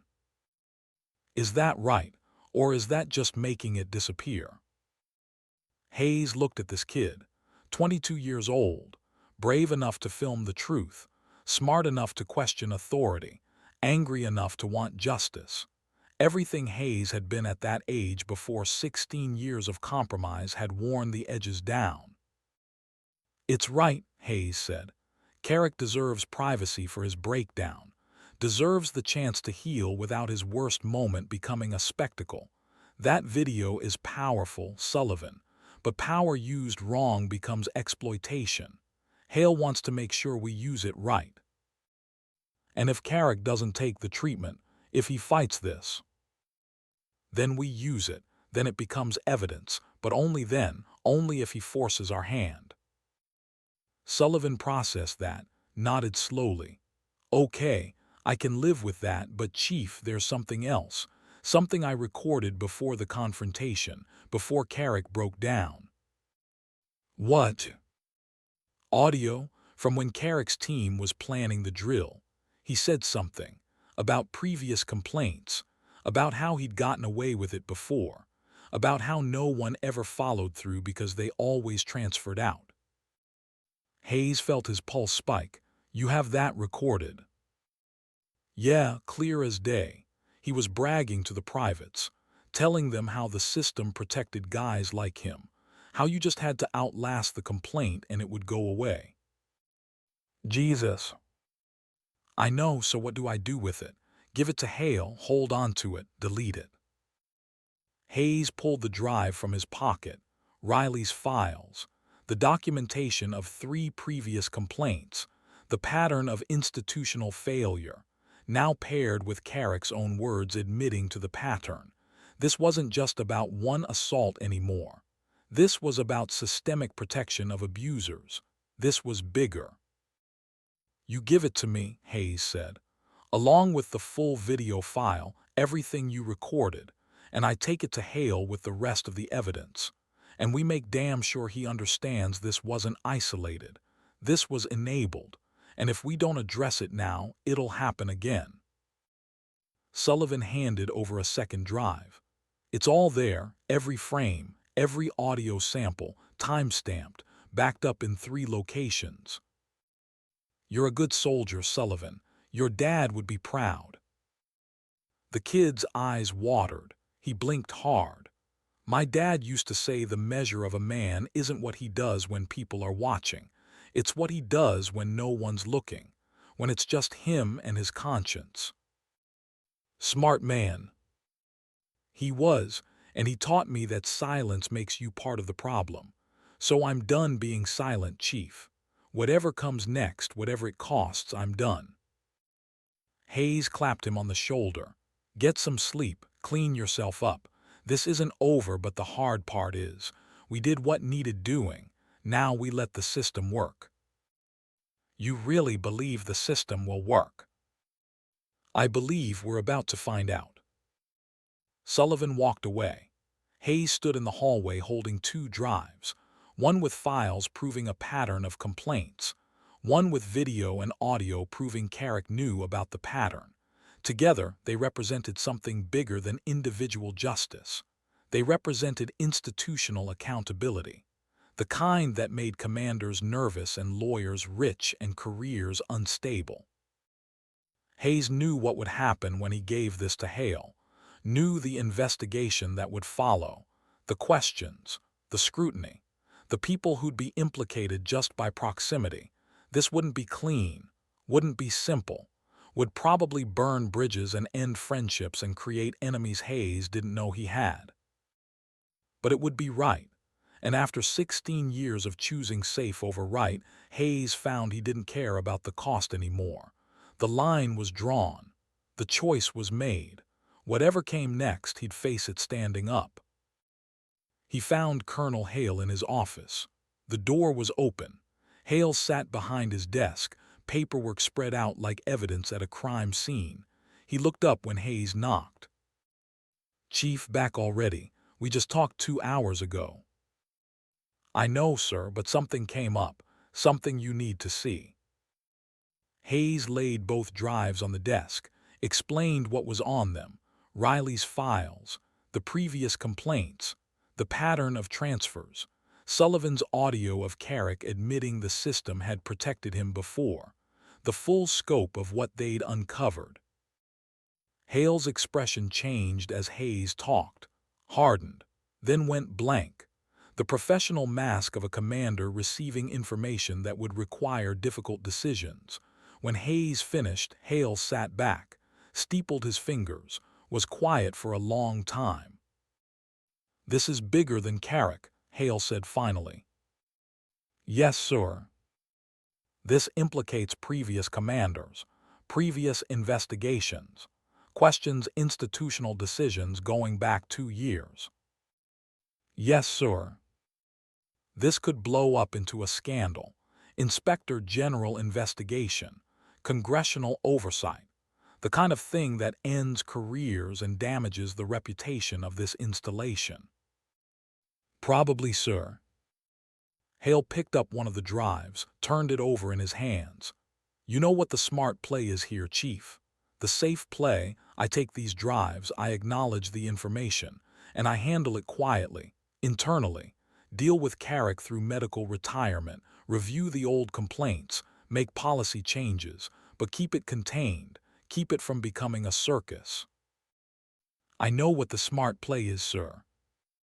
"But you're not going to let me make it, are you?" "With respect, sir, I don't think you want to make it. I think you're a good commander who's been forced to work within a bad system, and I think you're tired of protecting that system at the expense of the people it's supposed to protect." Hale smiled, sad, exhausted. "You're perceptive, Chief, and you're right. I am tired, tired of making compromises, tired of choosing institutional reputation over individual justice, tired of watching good people get hurt because we're more worried about optics than ethics." "So what are you going to do, sir?" Hale set down the drive, pulled a legal pad toward him, started writing. "I'm going to do what I should have done 2 years ago. I'm going to request a formal Inspector General investigation into the handling of complaints against Master Sergeant Carrick. I'm going to provide all evidence collected. I'm going to cooperate fully, and I'm going to let the chips fall where they may." "That's going to cost you, sir." "Probably, but Chief, I've been in the Army 30 years. I've made a lot of decisions, some good, some bad, some I'm proud of and some I'll carry to my grave. But I'll be damned if I'm going to end my career protecting a system that enables abusers and punishes victims. If this costs me a star or a posting or a pension, so be it. At least I'll be able to sleep." Hayes felt respect flood through him. This was leadership, real leadership, not the kind that looked good on paper or played well in briefings, the kind that made hard choices and accepted consequences, the kind that put people over politics. "Thank you, sir." "Don't thank me yet. This investigation will pull you in too. You, Riley, Sullivan, everyone who was involved. You'll be questioned. Your methods will be scrutinized. Your careers will be on the line right alongside mine." "I understand, sir. We all do, and we're ready." Hale nodded, went back to writing. "Dismiss, Chief, and tell Riley and Sullivan to document everything they did, every step, every decision, every piece of evidence. Make it so clean and thorough that even the lawyers can't find holes. We're going to need it." "Yes, sir." Hayes left the office feeling lighter than he had in years. The weight was shared now, distributed across shoulders stronger than his. Hale was taking point, taking responsibility, taking the hit if hits came. That was command. That was what it looked like when the system worked the way it was supposed to. The rest of the day passed in a blur. Hayes did his actual job for the first time in 3 days. Logistics, inventory, supply chain management, the routine work that kept the base running. It felt good to do something normal, something that didn't involve moral quandaries or evidence collection or wondering if he was about to get court-martialed. At 1600 hours, he got a text from Maddox. 3 words. "Coffee 1700, range." Hayes drove out to the desert training range, found Maddox sitting on the hood of a supply truck, looking out at the horizon where the sun was starting its slow descent. She had 2 cups of coffee, handed him one when he walked up. "Thanks for coming," she said. "Thanks for the coffee." They drank in silence, watched the desert do what the desert did, exist, endure, outlast human drama with indifference that was almost comforting. "Hale told me what you're doing," Maddox said. "The IG investigation, the full accounting, going after the system, not just Carrick. Had to be done." "Did it? You could have stopped after Carrick, could have let the rest stay buried, would have been safer." "Safer isn't the same as right." She smiled, small, genuine. "No, it's not, Chief. I need to tell you something. Something I should have told you from the start." "Okay." "I knew about the previous complaints before I transferred here. Hale told me. Told me Carrick had a pattern. Told me the institution had failed to address it, and I came anyway.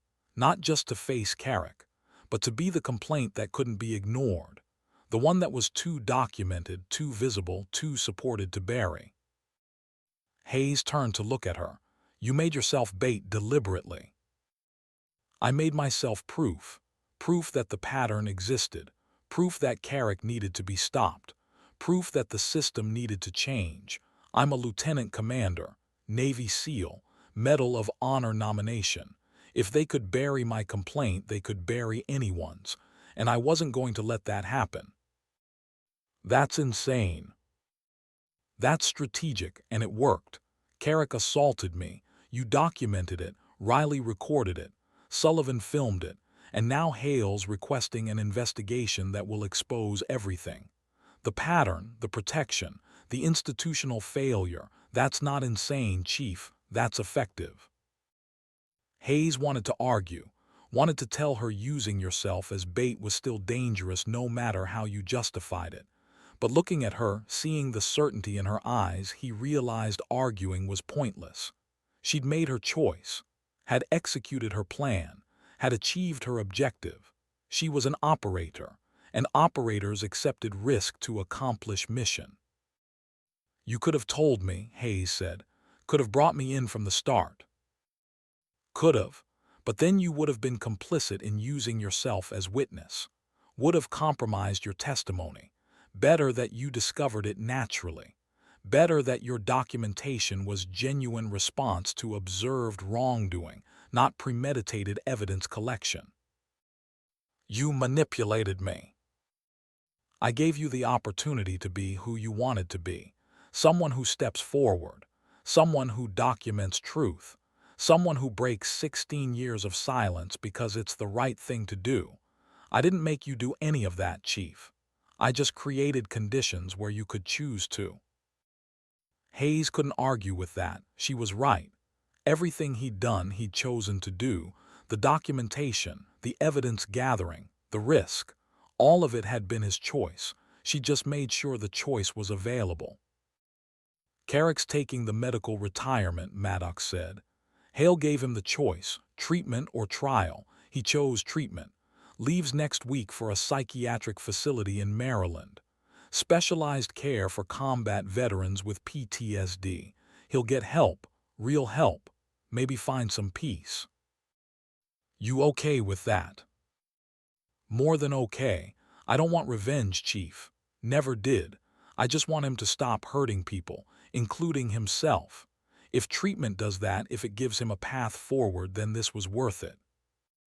And you staying. For now, Hale wants me to continue as senior combat instructor. Says the candidates need someone tough, someone who's been there, someone who understands that leadership means making hard calls and living with them. You're good at that. I've had practice.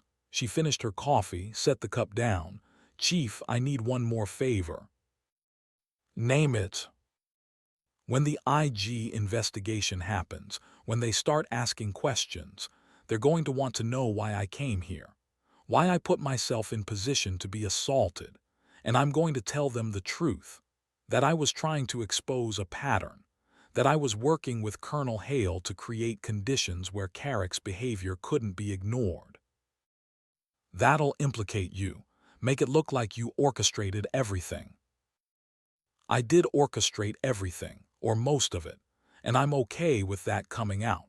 But what I need from you is your honesty. When they ask if you were part of the plan, I need you to tell them no, that you acted independently, that your documentation was genuine witness testimony, not coordinated evidence collection. You want me to lie? I want you to tell the truth. You weren't part of my plan. You made your own choices. I just need you to make that clear so your testimony holds weight. Hayes understood. She was protecting him, making sure his evidence stayed clean, stayed admissible, even if it meant taking more heat herself. I'll tell the truth, Hayes said. The whole truth, which includes the part where you're one of the bravest officers I've ever met, and one of the smartest, and that if the Army had more people like you, we'd have fewer problems like Carrick. She smiled, real smile this time, the kind that reached her eyes. Thanks, Chief, for everything, for watching, for documenting, for caring enough to risk your career. You changed the outcome, made it matter. We all did, together. Yeah, we did. They sat in silence as the sun touched the horizon, painted the desert in colors that didn't exist anywhere else, red and gold and purple and something deeper, the kind of beauty that made you understand why people fought for land, for home, for the right to watch sunsets in peace. Hayes's phone buzzed, text from Riley. Report filed, evidence uploaded, IG notified, it's official, we're really doing this. He showed Maddox, she nodded, here we go. Here we go, Hayes agreed. The sun set, the desert went dark, Fort Castellan lit up in the distance. The machine kept turning, always turning, but something had changed, something fundamental. The silence had been broken, the truth had been documented, the system had been challenged. Whether it would respond, whether justice would actually happen, remained to be seen. But Hayes had done everything he could, had drawn his line, had made his choice, had stepped forward when stepping back would have been easier. That had to be enough, because it was all he had. 6 weeks later, Hayes sat in the same mess hall where this had all started. Same corner, same coffee that never tasted quite right, but everything else was different. Master Sergeant Vance Carrick was gone, medical retirement approved. Last Hayes heard, he was doing well at the facility in Maryland, engaging with treatment, starting to process his grief in healthy ways. There were rumors he'd started a support group for Gold Star parents, other mothers and fathers who'd lost children in combat, turning his pain into purpose. The Inspector General investigation was ongoing. Interviews conducted, evidence reviewed. 3 former commanders had been questioned about their handling of previous complaints. 2 had retired early rather than face formal inquiry. The base was under scrutiny. Policies were being rewritten. Training was being updated. The machine was changing, slowly, but changing. Riley Chen had been promoted, Senior Communications Specialist. Her work on the evidence package had impressed the investigators, had shown initiative and technical skill that couldn't be ignored. She still worked the night shift, still ran system diagnostics when no one was looking, but now she did it with official authorization and a pay bump. Kai Sullivan had been accepted into officer candidate school, would ship out in 2 months. The kid who'd been brave enough to film the truth was going to become a leader himself. Hayes had no doubt he'd be a good one, the kind who remembered that good men don't stand by, the kind who taught others the same lesson. And Maddox, Commander Sarah Maddox, still at Fort Castellan, still teaching close-quarters combat, still pushing candidates harder than they thought they could go, still showing them what real leadership looked like. Tough, fair, uncompromising, kind, the kind of instructor that changed lives. Hayes had been officially assigned as her permanent logistics coordinator, spent his days making sure she had what she needed, spent his evenings knowing he'd done something that mattered. The written reprimand sat in his file, sealed, a reminder that doing the right thing the wrong way still had consequences, but Hayes found he didn't care. Some marks were worth wearing.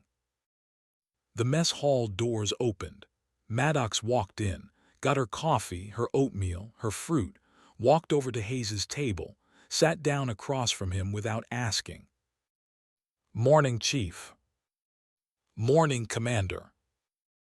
"You see the news. Inspector General released preliminary findings, confirms pattern of mishandled complaints, recommends systemic changes, command-level accountability." "I saw. They're going to use us as a case study. What to do when institutional processes fail. How documentation and witnesses can overcome systemic protection of abusers. We're famous. We're a cautionary tale, better." Hayes smiled, much better. They ate in comfortable silence. Around them, the mess hall filled with the normal morning crowd, candidates grabbing breakfast before training, instructors reviewing the day's schedule, the machine running its cycle. But Hayes noticed something different. More women in the room than there had been 6 weeks ago, more female candidates, more female instructors. Word had spread. Fort Castellan was changing, becoming safer, becoming better. That was worth everything they'd risked. "Chief," Maddox said, "Hale wants to see us both at 900, something about commendations." "Commendations? For breaking protocol and conducting unauthorized surveillance." "Apparently doing the wrong thing for the right reasons sometimes gets you medals instead of court-martials. Who knew?" "The Army is a strange place." "Always has been." At 900 they stood in Colonel Hale's office. Riley and Sullivan were there too, all 4 of them at attention. Hale read from official orders. Army Commendation Medal for Hayes, for exemplary service and initiative in documenting institutional failures and preventing further harm. Similar medals for Riley and Sullivan. Different citations. Same meaning. You did good. We're acknowledging it. When the ceremony ended, informal as it was, Hale asked them to stay. "I wanted you to hear this from me first," he said. "I'm retiring. End of the year. 30 years is enough. And after everything that's happened, after the investigation and the scrutiny and the realization that I enabled Carrick by not acting sooner, I think it's time for new leadership here." "Sir, you did the right thing in the end," Hayes said. "You requested the investigation. You supported the findings. You're changing the institution." "I did, but I should have done it sooner. Should have protected those 3 women who filed complaints years ago. Should have removed Carrick when it was clear he was unstable. I didn't. And that failure is on me. So I'm stepping down, making room for someone who won't make the same mistakes." "Who's taking over?" Maddox asked. Hale smiled. "Can't say yet, But let's just say the Army is taking this seriously. They're sending someone with experience in institutional reform, someone who won't tolerate the kind of protection and cover-up that happened here. This base is going to change, and I think it'll be better for it. They left Hale's office with medals they hadn't expected and respect for a commander who'd chosen accountability over pride. The day moved forward. Training happened. Logistics happened. The machine kept turning. But that evening, as Hayes sat in his quarters updating his notebook one final time, he realized something. The story wasn't over, would never really be over, because institutional change wasn't an event. It was a process, a constant pressure against systems that wanted to stay the same, a daily choice to document truth, to speak up, to refuse silence. He'd made that choice, would keep making it, every day, for as long as he wore the uniform. The notebook entry for the day was simple. The system can work, but only if we make it, only if we refuse to be silent, only if we care enough to risk everything for truth. Today we did that. Tomorrow we'll do it again. That's the job, that's the calling, that's what it means to be a soldier. Hayes closed the notebook, locked it in the desk. Tomorrow would bring what it brought: more training, more logistics, more opportunities to choose between silence and truth, and Hayes knew which one he'd choose. Because after 16 years of keeping his head down, he'd finally learned the lesson Sullivan's father had tried to teach the world. Good men don't stand by when they see wrong. They stand up, they speak out, they document the truth. And they accept whatever consequences come, because some things matter more than safety, more than careers, more than comfort. Truth matters, justice matters, people matter. Everything else is just noise. Hayes turned off the light, let the darkness settle. Outside, Fort Castellan hummed with evening activity. The machine never stopped, never rested, just kept grinding forward, chewing up days and spitting out trained warriors. But somewhere in that machine, because of 4 people who refused to stay silent, things were different, better, safer. That was worth everything, worth the risk, worth the cost, worth the sleepless nights and the written reprimands and the knowledge that some people would never forgive him for breaking protocol. Because in the end, the only measure that mattered was the one Sullivan's father had taught him. What do you do when no one's watching, when it's just you and your conscience? You do the right thing, even when it's hard, especially when it's hard. That's what soldiers do. That's what good men do. That's what Hayes had finally learned to do. And he'd never go back to being silent again. I spent 3 weeks researching this story because something about it wouldn't let go. Hayes Ortega didn't start as a hero. He was just a warrant officer who'd spent 16 years doing his job and staying quiet. But watching Maddox walk into that assault, knowing Carrick was planning something worse at range 47, he made a choice most of us never have to make: risk everything or stay safe. What got me was this: all those witnesses who saw it happen and said nothing. How many times have we been those witnesses? Drop a comment if you've ever had to choose between speaking up and keeping your head down. And if this story hit you like it hit me, there's more where this came from. Hit subscribe. These stories matter.